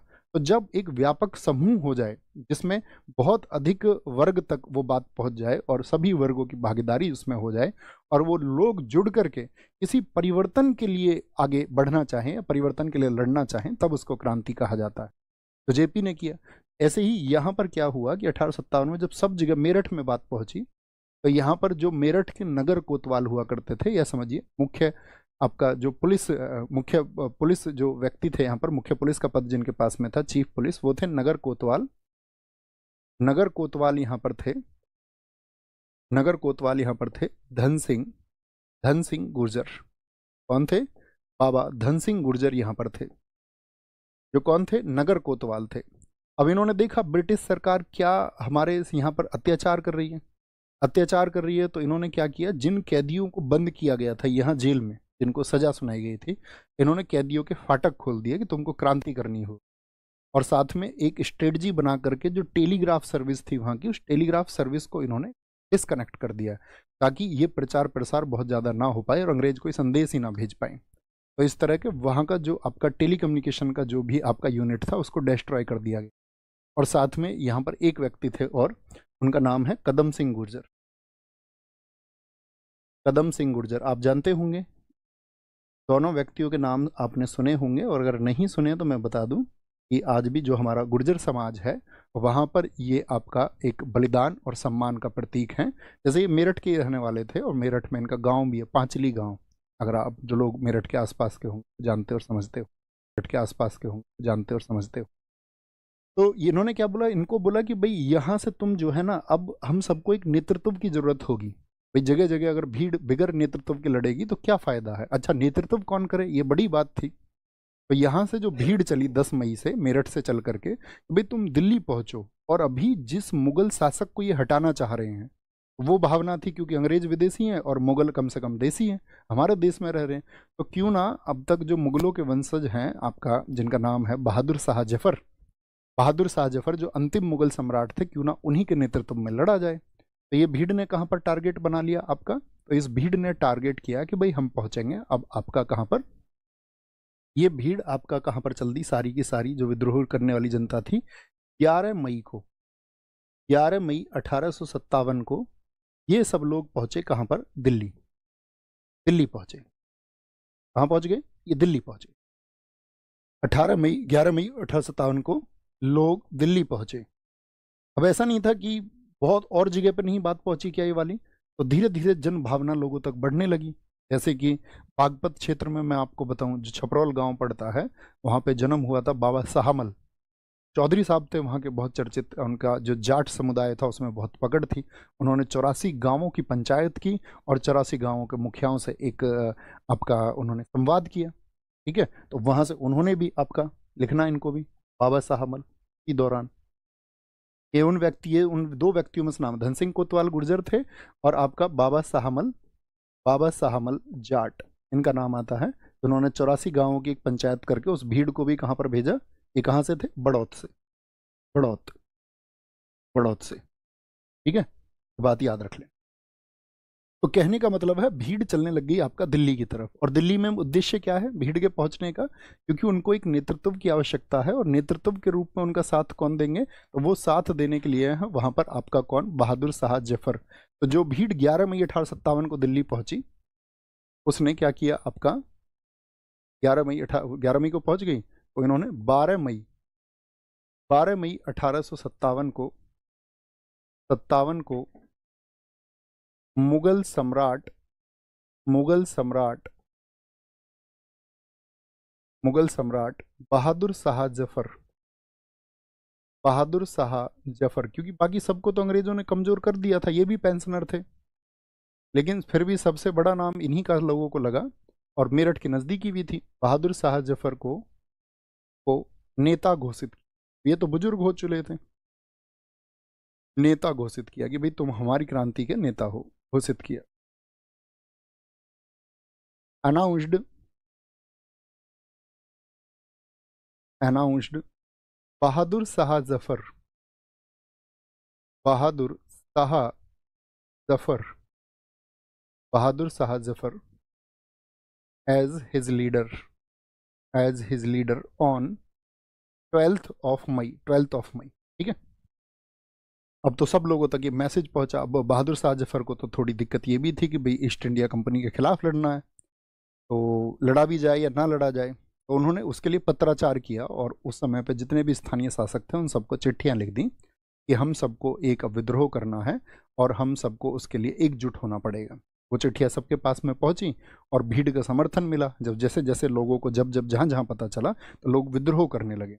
जिस विद्रोह के बाद में अंग्रेजी सरकार ने उसको दमन करने के लिए अपने आसपास जितना भी उनका जो भारत के आसपास में जहां कहीं भी उनकी सेनाएं थीं, ठीक है, उन सबको बुला लिया कि भाई आकर के भारत में क्रांति हो चुकी है और ये एक ऐसा समय है, जैसे कैनिंग ने खुद कहा है।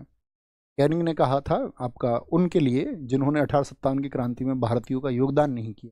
अभी हम बताएंगे कौन कौन राजवंश थे वो। तो 1857 की क्रांति में कैनिंग ने स्वयं कहा था कि अगर सिंधिया इस 1857 की क्रांति में शामिल हो जाते तो मुझे यहाँ से भागना पड़ता। तो अब बहुत सारे राजवंश हुए जिन्होंने साथ नहीं दिया, लेकिन जब लोगों तक पहुंची तो स्थानीय लोग कौन थे इस क्रांति को शुरू करने वाले। तो जैसे मैंने अभी नाम बताया आपका बाबा साहब मलजाट, इनको अंग्रेज सरकार ने क्या किया, इनके कई शरीर के टुकड़े किए और 21 जुलाई 1857 को कहते इनके सिर को उन्होंने लटकवा दिया ताकि लोगों के अंदर डर पैदा हो। तो इनको यहाँ पर शहादत है इनकी, ये फांसी से याद रख लेना, ठीक है। और एक व्यक्ति और थे यहाँ पर, जैसे दिल्ली का क्षेत्र है, दिल्ली के आसपास में पड़ता है आपका। जैसे दिल्ली कितने लोगों ने देखा है पहले बताओ, दिल्ली कितने लोगों ने देखा है? तो आप कहेंगे भैया उत्तर भारत में यहाँ पर दिल्ली है और दिल्ली के आसपास में आज दिल्ली से एक क्षेत्र लगता है नोएडा, नोएडा की सीमा लगती है। तो ये जो नोएडा होता था पहले, ये आज गौतम बुद्ध नगर एक जिला है, लेकिन प्राचीन समय पे बुलंदशहर जिला हुआ करता था।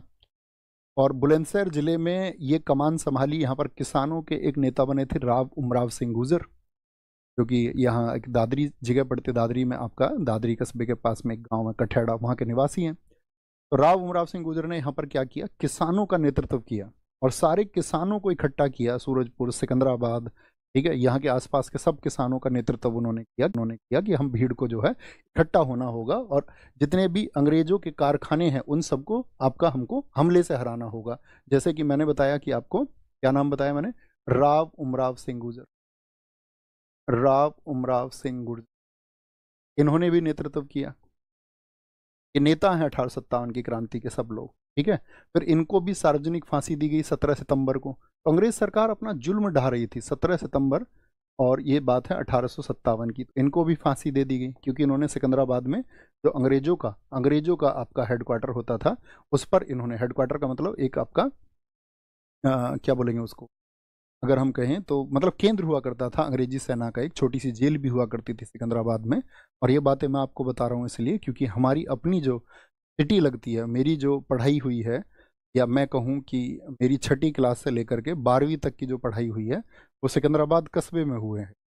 और अगर मैं कहूँ कि मैं मुझसे कोई पूछे कि आप इस पूरे भारत में किस शहर को सबसे अच्छा जानते हो सकता है आप सब उसका नाम ना जानते हो, लेकिन जिस शहर की गली गली, जिस शहर की नाली नाली को, जिस शहर की ठेली ठेली को, या जिस शहर के व्यक्तियों को, या उसके आसपास के गांवों को अगर मैं बात करूं कि मैं समझता हूं, तो वो सिकंदराबाद है, जहां पर मैं 7 साल पढ़ा हूं, ठीक है। निरंतर मैं मतलब 1 साल तो अपने भैया के साथ में गया साइकिल बैठ के, क्योंकि 6ठी क्लास में मुझे साइकिल चलानी नहीं आती थी।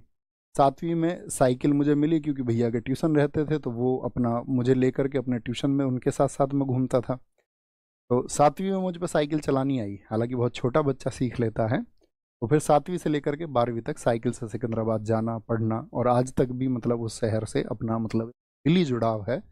अपने लोग हैं जहाँ पर, आप जानती हो, जहाँ पर हमारी पढ़ाई लिखाई होती है, जहाँ पर हमारे अपने लोग होते हैं, दोस्त होते हैं, तो वहाँ पर आपका मतलब एक अलग लगाव होता है जहाँ पर आप चीज़ों को समझते हो, लोगों को जानते हो। तो क्या बोलेंगे जी, ये सारी बातें मैं आपको बता रहा हूँ। तो यहाँ पर क्या हुआ, आपका सिकंदराबाद में इन्होंने हमला किया, तो इसके बाद में इनको भी एक फांसी दी।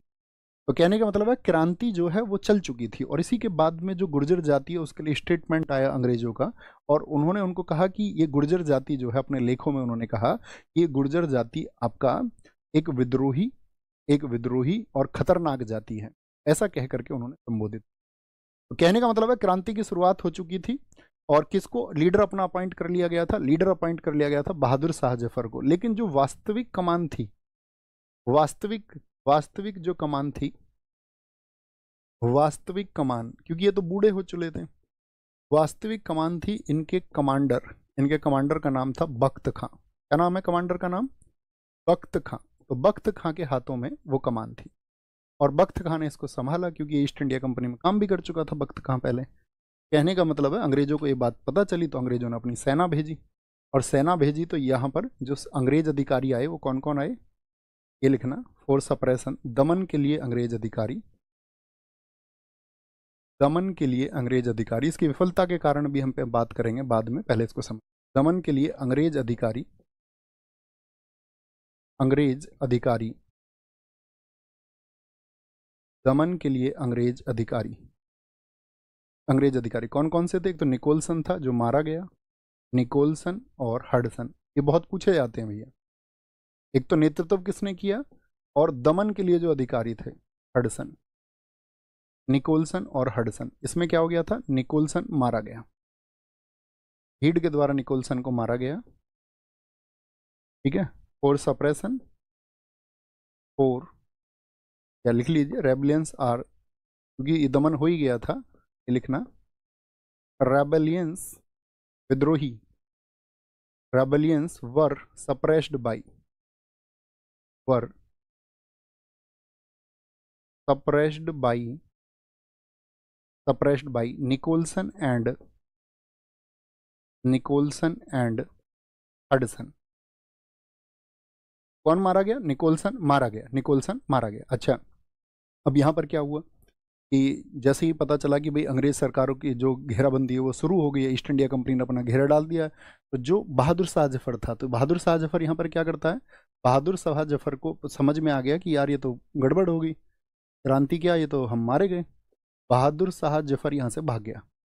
बहादुर शाह जफर ने क्या सोचा कि भाई यहाँ से निकल के लाल किले से, लाल किले में रहता था, तो कहाँ चला गया बहादुर शाह जफर? रेड फोर्ट से लाल किले से हुमायूं के मकबरे में, जो कि दिल्ली में ही था।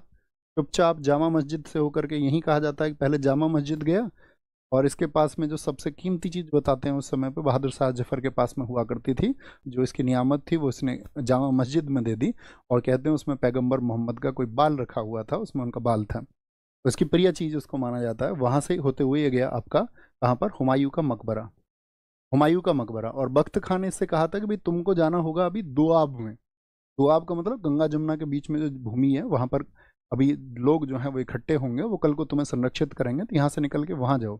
लेकिन इसके कुछ लोगों ने इससे कहा कि नहीं, तुमको यहीं बने रहना है और यहीं पर तुम्हारी स्थिति जो है वो सुरक्षित है, और उन्हीं लोगों ने इसकी सूचना दे दी ईस्ट इंडिया कंपनी को। अंग्रेज अधिकारी यहाँ पर आए और कहते हैं कि इतनी हालात खराब किया उन्होंने, बहादुर शाह जफर को उन्होंने पीटा, मारा। इवन ये कहते हैं एक सैनिक अधिकारी ने तो उनकी दाढ़ी पकड़ करके बूढ़े तक उनसे कहा, और उसको खींच लिया गया, ठीक है, और खींच करके ले जाया गया उस मुगल बादशाह को। और साथ में यहाँ पर फिर मुगल बादशाह कहते हैं और भी बहुत सारे लोग थे, बेगमें थी, आपका बच्चे थे उसके साथ में। तो यहाँ पर मुगल बादशाह से उन्होंने कहा कि भाई तुमको हमारे साथ चलना होगा, तो मुगल बादशाह ने इनके बदले में उनसे लाइफ गारंटी मांगी। लाइफ गारंटी मतलब मुझे जीवन दान दे दो, ठीक है, मुझसे ये भूल हुई है कि मैंने लोगों उसका नेतृत्व करने के लिए ठान लिया, लेकिन तुम मुझे जीवन दान दे दो, जीवन जीना चाहता हूँ। तो अंग्रेज सरकार ने उनको लाइफ गारंटी दी थी, साथ में उसने लाइफ गारंटी अपने बच्चों की भी मांगी थी, लेकिन उसके 2 लड़के और एक पोते को वहीं चांदनी चौक में गोली मार करके लटका दिया गया अंग्रेज सरकार के द्वारा। और साथ में इसको भेजा गया कहाँ पर, आपका पकड़ करके रंगून, और ऐसी जगह रखा गया कि रंगून के लोगों तक को भी नहीं पता था कि यहाँ पर मुगल सम्राट को बंदी बनाया गया है। बस इसकी बेगम जो थी जमानी बेगम, उसको उसके साथ में भेजा गया था, जिसको भारत आने की भी आज़ादी थी। तो हुमायूं के मकबरे में भाग गया, तो क्या बोलेंगे, इसको यहाँ से पकड़कर पकड़कर पकड़कर क्या बोल दिया गया, पकड़कर रंगून। रंगून कहाँ पर पड़ता है, बर्मा। बर्मा को आज किस नाम से जानते हैं आप, म्यांमार। रंगून भेज दिया, और ये फिर वहीं रहा, और वहीं पर बहादुर शाह जफर की मौत 1862 में, 1862 में इसकी मौत हुई, ठीक है। और बाद में तो मुगल शहजादों की ये स्थिति हुई थी, आप सब कभी स्टडी करेंगे इस बात पे। इसके बाद में तो मुगल शहजादों को भीख मांग करके अपना जीवन चलाना पड़ा था, अंग्रेज सरकार ने ऐसी हालत उनकी। 1862 में मौत हुई, तो आप जानते हैं बहादुर शाह जफर, जफर नाम से क्या लिखता था, अपनी कविताएं और रचना लिखता था, जफर बहुत महत्वपूर्ण है, ठीक है। तो उसने लिखा था, कितना बदनसीब है जफर, अपने अंतिम दिनों में, कितना बदनसीब है जफर कि 2 गज जमीन भी ना मिली दफन होने के लिए कुएं यार में। मतलब बाद में 2 गज जमीन के लिए वो तरस गया, जो कभी भारत का मुगल सम्राट था, ईस्ट इंडिया कंपनी ने ये हालत कर। बात समझेंगे? बात समझ गए? यहाँ से सारी कहानी समझ में आई? तो कहेंगे भैया दिल्ली में जो आपका विद्रोह था उसका दमन कर दिया गया, और इसके बाद में क्या हुआ कि जो जगह जगह जगह जगह मैसेज गया वहां वहां पर विद्रोह होने शुरू हुए। उसी क्रम में हम जानेंगे लखनऊ में विद्रोह। लखनऊ में, लखनऊ यानी कि जो आपका अवध क्षेत्र था, लखनऊ। लखनऊ में कौन थे आपके? वाजिद अली शाह की डेथ हो चुकी थी और उसकी बेगम थी बेगम हजरत महल। बेगम हजरत महल, और छोटा सा बच्चा था 4 वर्ष का जिसका नाम है बेगम हजरत महल, और बेगम हजरत महल के पुत्र का नाम था बिरजिस कादिर। अवध की बर्बादी आप जानते ही हैं, बिरजिस कादिर। अवध की बर्बादी को आप सब जानते हैं भाई। 1801 में तो वेलेज ली ने वहां पर सहायक संधि। उसके बाद में मुझे बताओ, आपका जो हड़प नीति के तहत कुशासन का आरोप लगा के डलहौजी ने उसको कब हड़पा था? तो आप कहेंगे भैया हमको पता है कि उसको डलहौजी ने 1856 में हड़प लिया था। और 1856 में जब हड़प लिया उसको, तो आपका जो पगड़ी रख दी वाजिद अली शाह ने, वाजिद अली शाह की इसके बाद में डेथ हो जाती है, तो बेगम आ जाती है। तो जब उनको पता चला क्रांति हो रही है और इस क्रांति के द्वारा हम अपना राज्य वापस पा सकते हैं, तो बहुत सारे स्थानीय राजा जिनसे अंग्रेजों ने उनके क्षेत्रों को छीन लिया था उठ खड़े हुए, जिनमें से एक नाम बेगम हजरत महल। ये डेट कब की थी? बड़ी पूछी जाती है। भीड़ पहुंच गई यहाँ पर 4 जून 1857 को। कब की डेट है? अभी हमने आपको एमसीक्यू में एक सही मिलान भी कराया था, आपको याद होगा। कानपुर में 5 जून, इलाहाबाद में 6 जून। यूपीसीएस में पूछा गया ये डेट, बड़ा अच्छा। 4 जून 1857 को, ठीक है। और बेगम हजरत महल इसका जो उपनाम था, इसको महक परी भी कहते थे। फिर यहाँ पर विद्रोह किया लोगों ने, बहुत सारी जनता यहाँ पर पहुंच गई, लाखों लोग। अब दिक्कत ये थी कि बहुत सारे लाखों लोगों के पास में किसी के पास लाठी था, किसी के पास डंडा था, और उधर ब्रिटिश सरकार के पास में जो थी वो आपका बंदूकें थी। और जब बंदूकों से फायर होते थे तो बहुत भगदड़ मचती थी, और उस भगदड़ में भी बहुत सारे लोग मारे जाते। तो ये एक कारण रहा कि हमारे पास, क्योंकि इसको संगठित तो किया नहीं गया था, कोई मैसेज तो दिया नहीं गया था। तो यहाँ पे याद रख लेना, क्या बोलेंगे, यहाँ पर जो आपका दमन के लिए अधिकारी था उसका नाम है कैंपबेल। क्या बोलोगे? कैंपबेल। कैंपबेल। दमन जो किया वो कैंपबेल ने किया, और गोरखा रेजिमेंट की मदद से किया, क्योंकि भीड़ बहुत ज़्यादा थी। अब मैंने कहा था अंग्रेज सरकार भविष्य में गोरखा रेजिमेंट का फायदा उठा पाई, गोरखा रेजिमेंट की हेल्प से। आपको याद है मैंने कहा था कि उन्हें नेपाल में आपका युद्ध करने का कोई फायदा नहीं हुआ, सिवाय इसके कि भविष्य में उनको गोरखा सैनिक मिल गए जो बहादुर थे। तो यहाँ पर क्योंकि पहले गया था सेंट लॉरेंस, तो लॉरेंस गया अवध में, तो लॉरेंस तो रेजिडेंट भी था अवध में, उसको अच्छी पकड़ थी। लेकिन भीड़ ने जब लॉरेंस को ही मार दिया, तो लॉरेंस के बाद में फिर जिम्मेदारी आई कैंपबेल के, तो वो गोरखा सैनिकों को लेकर गया था। ओके। इसके बाद में फिर आपका क्या बोलेंगे, इसके बाद में एक आपका झांसी का जिक्र आएगा। झांसी, झांसी, झांसी में कौन थी बताएं? झांसी में थी रानी लक्ष्मीबाई। हम सब ने पढ़ा है रानी लक्ष्मीबाई बचपन से, वीरांगना रानी लक्ष्मीबाई। बुंदोलो हर बोलो के मुंह हमने सुनी कहानी थी, खूब लड़ी मर्दानी वह तो झांसी वाली रानी। ये पंक्तियां किसकी हैं? ये पंक्तियां हैं सुभद्रा कुमारी चौहान की। अब हम उन दोनों पक्षों पर बात करेंगे कि जो सिंधिया फैमिली पर आपका दाग लगाए जाते हैं, उन सब के क्या कारण थे, क्या कहानी है, सच्चाई क्या है। तो जो रानी लक्ष्मीबाई थी, इनके पति का क्या नाम था बताएंगे? इनके पति थे आपका, जिनकी डेथ हो गई थी, और अपनी डेथ से पहले वो क्या कह रहे थे ब्रिटिश सरकार से कि हमारे एक दत्तक पुत्र को स्वीकार कर लो, गंगाधर राव। क्या अंग्रेजी सरकार ने उसको आपका स्वीकार कर लिया था? बताएं हाँ या ना। आप कहेंगे भैया पत्र पहुंचने से पहले ही उनकी डेथ होगी और अंग्रेजी सरकार ने अस्वीकार कर दिया था। दामोदर राव ये आपका दत्तक पुत्र थे, उनके दत्तक। ठीक है, याद रख लेना। इनका जो जन्म हुआ, आपका जन्म स्थान कभी भी पूछे, जन्म हुआ वाराणसी में।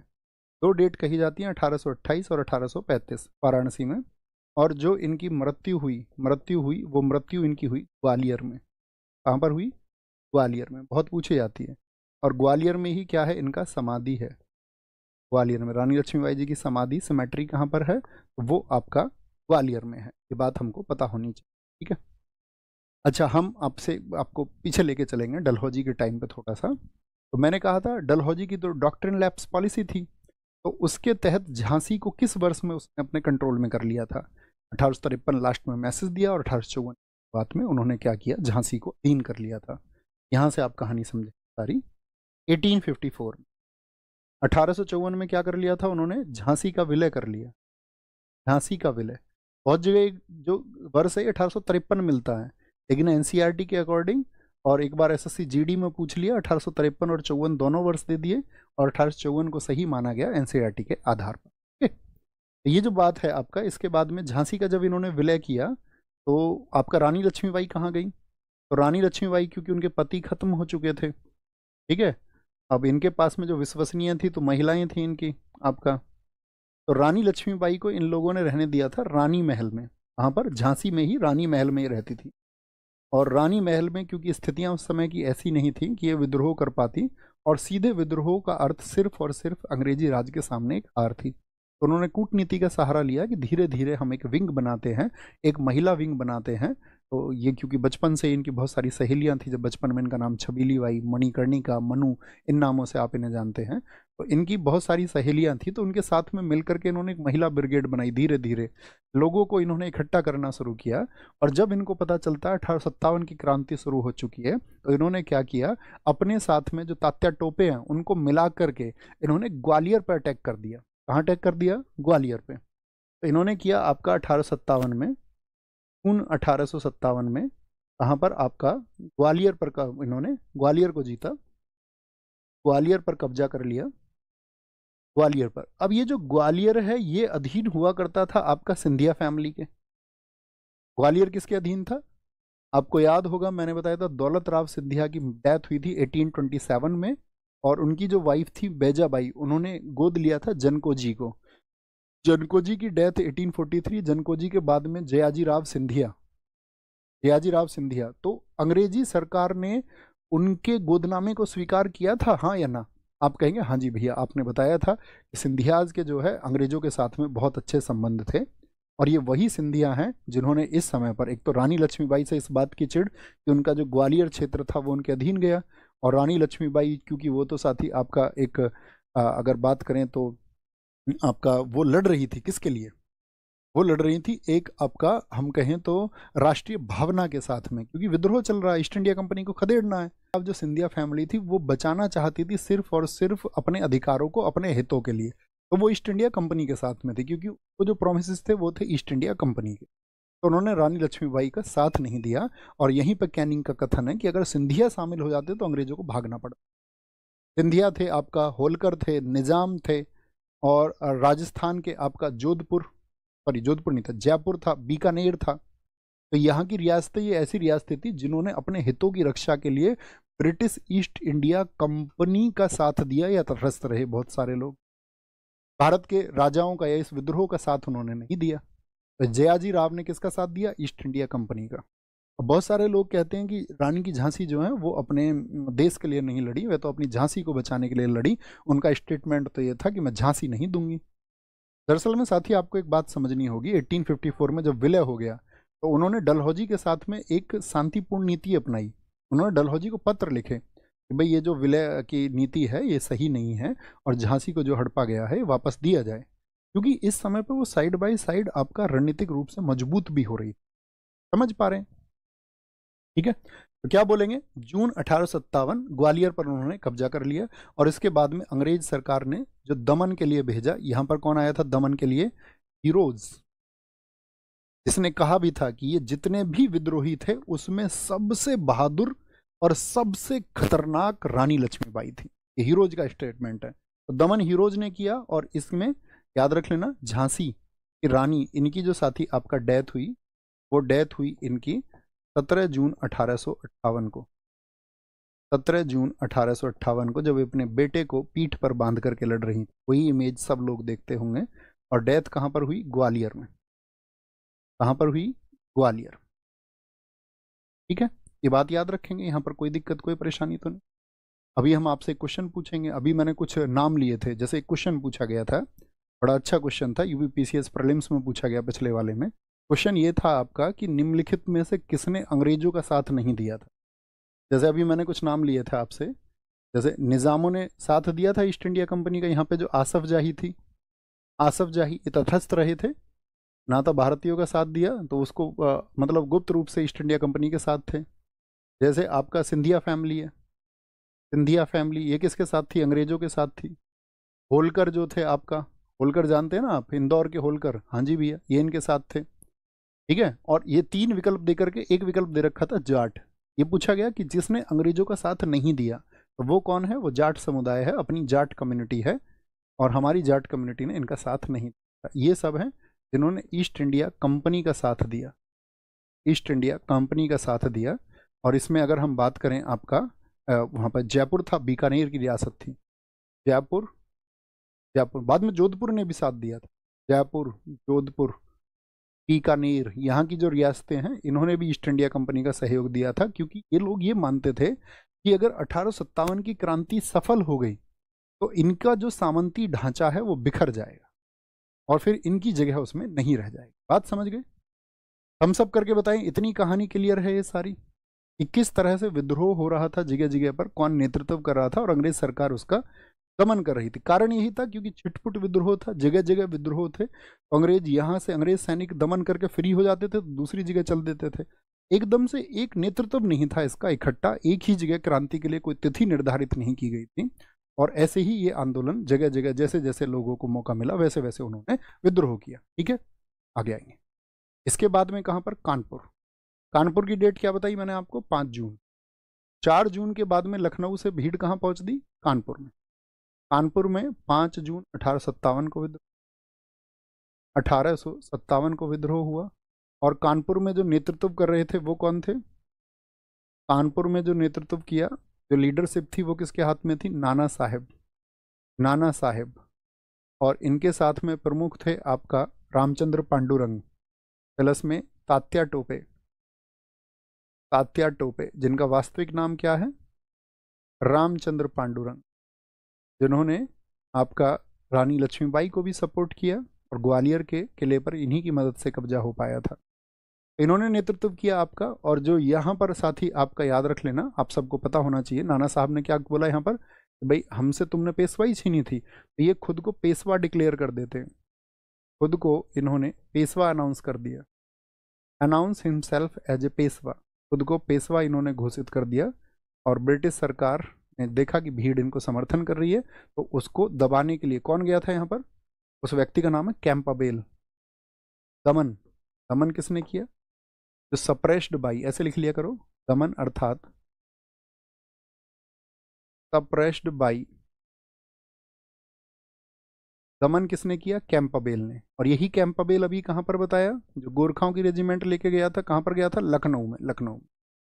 बिहार, बिहार से पहले याद रखिए इलाहाबाद, नेक्स्ट डे भीड़ पहुंच गई थी इलाहाबाद, इलाहाबाद। इलाहाबाद की जो घटना है ये है 6 जून, 6 जून 1857 को। यहाँ पर जो नेतृत्व था भीड़ का, वह नेतृत्व कर रहे थे आपका, उनका नाम था लियाकत अली, लियाकत अली। और लियाकत अली ने इलाहाबाद में खुद को नवाब घोषित कर दिया। यहाँ पर जो दमन किया वो किया, दमन किया आपका कर्नल नील ने। और सबसे घातक व्यक्ति ये निकला, टाइम्स पत्रिका ने उस समय इसके बारे में लिखा, टाइम्स का आर्टिकल आया। तो टाइम्स ने एक बात लिखी यहाँ पर कि नादिर शाह, नादिर शाह कब आया भारत में? 1739।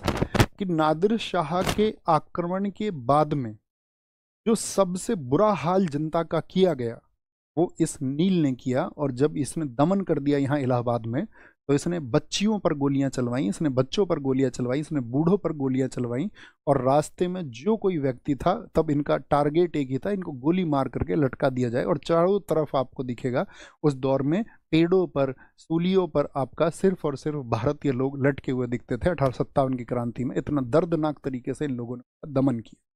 ठीक है, तो इलाहाबाद से बाद में फिर याद रख लेना, जैसे बिहार में नेतृत्व हुआ। अब ये सारी जगह दक्षिण भारत की हैं, उत्तर भारत की मुझे ये बताओ। बिहार में थे कुंवर सिंह, कौन थे? बिहार में थे आपका कुंवर सिंह। और कुंवर सिंह ये कहाँ पर थे? आपका जगदीशपुर में, जगदीशपुर में थोड़ी सी सेना लेकर के इन्होंने भी एक अच्छा विद्रोह किया कुंवर में। और यहाँ पर जो दमन किया, दमन किया टेलर मेजर ने। दमन करने वाला कौन था? Taylor, Taylor major. और इनके साथ में एक अधिकारी और था, Vincent Nair, Vincent Nair. Vincent Nair, Vincent Nair. Bihar में फैजाबाद, फैजाबाद में विद्रोह हुआ आपका। फैजाबाद में कौन व्यक्ति था, बहुत चर्चित नाम उस समय का, जगह जगह जाकर अंग्रेजों को मारा, मौलवी अहमदुल्ला। मौलवी अहमदुल्ला उस समय का बहुत बड़ा नाम था इनका, और इतना बड़ा नाम था कि जो हिंदू मुस्लिम एकता है, याद रखना इस समय तक हिंदू मुस्लिम एकता इस देश में प्रबल थी। हिंदू और अंग्रेजों को ये समझ, जितने भी हिंदू और मुसलमान थे उनको समझ में आ गया कि हम सबको इस देश में एक होने की आवश्यकता है, ताकि बाहरी शक्तियां हमारे ऊपर प्रभावी ना हो। और उस समय पर उस एकता के जो प्रणेता माने जाते हैं वो मौलवी अहमदुल्ला को माना जाता है, जिनके हाथी के आगे एक ढोल बजता रहता था, और इनको इसलिए डंका साह के नाम से भी जाना जाता है। मौलवी अहमदुल्ला, डंका साह,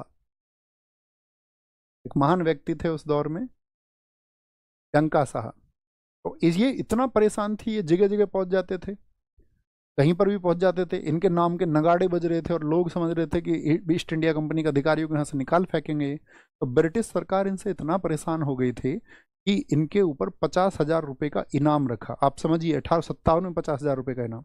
आज किसी के ऊपर 50,000 का इनाम हो जाए तो 50,000 का इनामी जो व्यक्ति होता है अपराधी, वो बहुत बड़ा अपराधी होता है। सोचिए उस समय पर 50,000 रुपये का इनाम रखा गया। ठीक है, कितना इनाम था इनके ऊपर, इनके ऊपर था 50,000 रुपये का इनाम। पूछा जाता है खूब, 1857 की क्रांति में 50,000 रुपये का इनाम किसके सिर पर रखा गया था। और यहाँ पर जो अधिकारी गया दमन के लिए, यहाँ पर भेजा गया है अधिकारी दमन के लिए नील को। क्या ये कर पाया था, दमन के लिए अधिकारी जब गया तो वहाँ पर पहुँचा आपका फैजाबाद में, वहाँ से निकल गए, दूसरी जगह जाके लोगों को सपोर्ट किया। कभी कहीं पहुँच जाते इनके लोग, कभी कहीं पहुँच जाते, तो इनको अंग्रेज सरकार मिटा नहीं पाई। ठीक है, इसीलिए तो इनाम रख रही थी। तो नील भी इस बात में सफल नहीं हुआ, लेकिन इनको धोखा दिया उस समय पर जो इनके एक साथी था राजा जगन्नाथ, जिसने इनको मीटिंग के लिए बुलाया और अपने ही दरबार में जब बुलाया गया तो इनके ऊपर तोप से हमला करवाया। इसने धोखा दिया, राजा जगन्नाथ ने, फैजाबाद में। और फिर ब्रिटिश सरकार तो बड़ी खुश हुई और इनके सिर को उन्होंने फैजाबाद के गेट पर, उस समय प्रशासनिक कार्यालय जो फैजाबाद का था वहां पर रखा, लोगों के अंदर खौफ पैदा करने के लिए। तो दमन के लिए किसको भेजा गया था, नील को। कभी भी पूछा जाए याद रखना बात को। ठीक है, एक याद रखना, राजा जगन्नाथ की वजह से एक असली देशभक्त का क्या हाल हुआ। फैजाबाद हो गया, इलाहाबाद तो हम आपको बता चुके, फिर कौन सी जगह बची, झांसी हो गया, कहाँ पर बताया हमने आपको, लखनऊ हो गया, झांसी में हुआ आपका बड़े स्तर पर, आपका कानपुर में, इलाहाबाद में, इलाहाबाद के बाद में बिहार में, फिर आपका फैजाबाद में। और भी मतलब बहुत सारी जगह पे स्थानीय रूप से हुआ था, उसको नोट भी कर सकते हैं आप। जैसे बरेली में, बरेली हो गया, बरेली, बरेली में थे आपका कौन, खान बहादुर खान।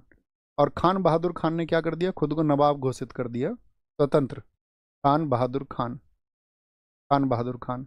जैसे कि आपका ये मध्य प्रदेश के सागर में भी हुआ। सागर में जो नेता थे उनका नाम है शेख रमजान, शेख रमजान, इन्होंने भी भीड़ का नेतृत्व किया। तो आप देख रहे हैं कहीं पर हिंदू और मुस्लिम साथी बने हैं यहाँ पर। मथुरा में, मथुरा में जो आपका आंदोलन का नेतृत्व किया वो देवी सिंह ने किया, देवी सिंह ने। हरियाणा में थे रावजी तुलाराम, हरियाणा में, हरियाणा में कौन थे, रावजी तुलाराम थे, राव तुलाराम जी थे, राव तुलाराम। ठीक है, असम, असम क्षेत्र में आपका कौन था, असम में था मनीराम, मनीराम। जैसे एक नाम आता है 1857 का गुमनाम नायक कौन है, गुमनाम, 1857 का गुमनाम नायक। गुमनाम नाम समझ रहे हैं, जिसको लोग ना जानते हो, इसको बोलते हैं अनसंग हीरो, अनसंग हीरो, जिसके बारे में विचार नहीं होता। वो कौन है, वो है अजीमुल्ला खां, अजीमुल्ला खां, अजीमुल्ला खां। क्योंकि इन्होंने 1857 की क्रांति का एक गाना लिखा था, हम है मालिक इसके हिंदोस्तां हमारा। लिखो इसको कहीं किनारे पर। तो 1857 का गुमनाम नायक कौन है, अजीमुल्ला खान। कभी भी पूछे आपसे क्या बोलेंगे, क्या है इनके गीत का नाम, हम है मालिक इसके हिंदोस्तां हमारा। तो इस तरह के मतलब सब लोगों में ये प्रतीक हुआ, लोग रोटी बांटते थे, तो इसीलिए कहा जाता है आपका 1857 का प्रतीक क्या था, साइन ऑफ 1857 रिवॉल्यूशन, 1857 क्रांति का प्रतीक। बहुत परीक्षाओं में पूछा गया है। तो इनके प्रतीक थे लोटस एंड ब्रेड, कमल और रोटी, कमल और रोटी, कमल और रोटी। हर जगह इस विद्रोह को दबा दिया गया। लोटस एंड ब्रेड, लोगों को रोटी भेजी जाती थी। Lotus and bread, lotus and bread, ठीक है। वायसराय कौन था? वायसराय कौन था इस समय पे? कैनिंग था। कि मैंने आपको बता दिया कैनिंग का कार्यकाल कितना है, सारे लोग लिखें। 1856 से 62, 6 वर्ष तक ये रहा था। डलहौजी 8 वर्ष रहा था। इस समय पे ब्रिटिश प्रधानमंत्री कौन था 1857 की क्रांति के समय? ब्रिटिश पीएम था आपका पार्मस्टन। कौन था? पार्मस्टन था। आपसे पूछे 1857 की क्रांति, क्रांति के समय जो कवि था उसका क्या नाम है? कवि तो बहादुर शाह जफर के समय पर रहता था। कौन? मिर्जा गालिब। क्या बोलोगे? मिर्जा गालिब। मिर्जा गालिब आप अक्सर देखते रख दो। अच्छा भैया गालिब बन रहे हो। 1857 क्रांति के समय कवि हो गया एक आपका, एक नाम हो रहा। हाँ, 1857 क्रांति का किसने डिस्क्रिप्शन दिया था? Lively description. 1857 की क्रांति का सजीव वर्णन किसने किया जो उस समय पर था? सजीव वर्णन, सजीव वर्णन किया आपका किसने? वो था आपका माइकल, माइकल इसेन, माइकल इसेन ने, माइकल इसेन ने, ठीक है। लाइवली डिस्क्रिप्शन लिख लेना, lively description of 1857 revolution. Okay, कोई दिक्कत? इस सब के पीछे कारण क्या रहा? मैं यदि आपसे एक शब्द पूछना चाहूं कि 1857 की क्रांति के विफल होने के पीछे कारण क्या रहा, मुझे बताएं जरा। बोलो भाई सारे लोग, 1857 की क्रांति के पीछे असफल होने का कारण क्या रहा? तो क्या बोलेंगे? सिर्फ और सिर्फ एक शब्द बोलना है। तो आप कहेंगे भैया इसका जो है एक सामूहिक नेतृत्व और एक निश्चित तिथि की इसकी घोषणा करके इसको शुरू नहीं किया गया था, यानी कि नेतृत्व की कमी। क्या रहा भैया? रिफ्रेश करें ना बच्चों का। यूनिट, यूनिटी नहीं थी भैया, यूनिटी नहीं थी, एकता नहीं थी। बहुत बढ़िया, एकजुट नहीं हो पाए। और इसका सबसे बड़ा कारण आप सबने सही समझा, एकदम से नेतृत्व की कमी या नेता का ना होना। छिटपुट छिटपुट किया और अंग्रेज सरकार उस छिटपुट छिटपुट विद्रोह को दबाती चली गई। लेकिन भारत के प्रशासन में बहुत सारे चेंज आए। इसके लिए जिन साथियों ने नहीं देखा है तो 1858 का एक्ट जरूर पढ़ना, मैंने आपको पढ़ाया हुआ है पॉलिटी में, आप सर्च करना पॉलिटी में जाकर के, या यूट्यूब पे सर्च करना 1858 एक्ट नवीन ऐसा लिख लेना। तो वहाँ पर क्या हुआ था उसके बाद में, फिर क्या हुआ था, ईस्ट इंडिया कंपनी ने बीओसी बीओडी इन सबको खत्म करके, और आप जानते हैं 1 नवंबर 1858 को विक्टोरिया की घोषणा पड़ी थी कैनिंग ने इलाहाबाद में। और उसके द्वारा फिर क्या हुआ था, भारत में एक भारत काउंसिल बनाई गई थी 15 सदस्यों की, एक भारत आपका सचिव पद बनाया गया था, ठीक है। तो स्टैनली बना था आपका भारत का पहला, और इस तरह से क्राउन का शासन शुरू हो गया था। तो 1857 की क्रांति के फलस्वरूप क्या हुआ था, 1858 से ब्रिटेन की महारानी ने प्रत्यक्ष रूप से शासन अपने हाथ में ले लिया, क्योंकि उनको डर हो गया था कि भाई अगर हिंदू मुस्लिम एकता यहाँ पर बनी रही तो ये हमको उखाड़ फेंकेंगे, आज नहीं तो कल उखाड़ फेंकेंगे।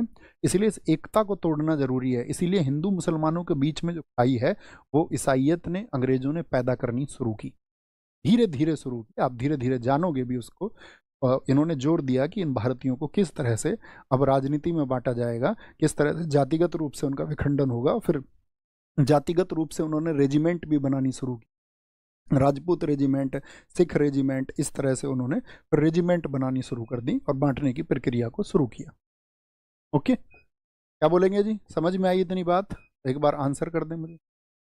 निम्नलिखित में से कौन एक 1857 के विद्रोह का आरंभ सही सुमेलित नहीं है? लखनऊ में भैया याद रखना 4 जून, कानपुर 5 जून, इलाहाबाद 6 जून। झांसी में गए थे जून में, झांसी में जून में। मेरठ में 10 मई, बैरकपुर में मंगल पांडे 29 मार्च। एकदम से सही है, अभी पिछले वर्ष पूछा गया यूपीएससी प्रीलिम्स में, इसलिए आपको बहुत ध्यान से पढ़ने की। 1857 के विद्रोह के दौरान निम्नलिखित में से किस जाट नेता ने उत्तर प्रदेश के परगना बरूत, बरूत किसको बोल रहे हैं? यूपी के बड़ौत को, बागपत बड़ौत को बोल रहे हैं, यागपत बड़ौत को। बड़ौत वालों जो भी हो सुनना ध्यान से, अमीनगर सराय वालों, ठीक है। वहां पर वो भी है ना आपका, क्या बोलते हैं उसको, जहाँ पर जल अभिषेक होता है, एक जगह है वहां पर अमीनगर सराय के पास में, पुरा नाम से, पुरा महादेव है शायद, पुरा महादेव। तो काश्तकारों को अंग्रेजों के खिलाफ विद्रोह करने के लिए संगठित किया गया। क्या बोलेंगे? तो क्या बोलेंगे? विद्रोह करने के लिए संगठित किया गया। कौन थे वो? आपका बाबा शाहमल थे। बाबा शाहमल थे। 1857 के विद्रोह का मुख्य केंद्र कौन सा नहीं था? रोहतक नहीं था भैया। बरेली में हुआ, आपका कानपुर में हुआ, लखनऊ में हुआ। जेल में ही पूछा। निम्नलिखित में से कौन सा कथन सही है? 1857 का विद्रोह उत्तरी भारत में मुख्य रूप से फैल गया था। हाँ जी। सैनिकों के विद्रोह के बाद नागरिक आबादी के लोकप्रिय विद्रोह हुए। लोगों ने भी विद्रोह किया या सिर्फ आपका सैनिकों ने? आप कहेंगे दोनों ने किया था भैया, जनता शामिल हो गई, इसीलिए क्रांति कहा गया। एक और दो, दोनों हो जाए। 1857 का भारतीय विद्रोह प्रभावी रूप से किस शहर में समाप्त हुआ? हाँ, ये मैंने नहीं बताया, इसको नोट्स में लिखो आप अपने पे। कभी भी पूछा जाए कि विद्रोह की समाप्ति जो हुई, लिखना इसको, विद्रोह की समाप्ति यहां पर लिख लेना, ये हम भूल गए लिखना। इस विद्रोह को दबाया कब गया था? विद्रोह की समाप्ति डेट भी पूछे तो आप लिखना 20 जून, एंड ऑफ 1857 रिवॉल्यूशन। क्या बोलोगे? 20 जून 1858 को। कहां पर? ग्वालियर।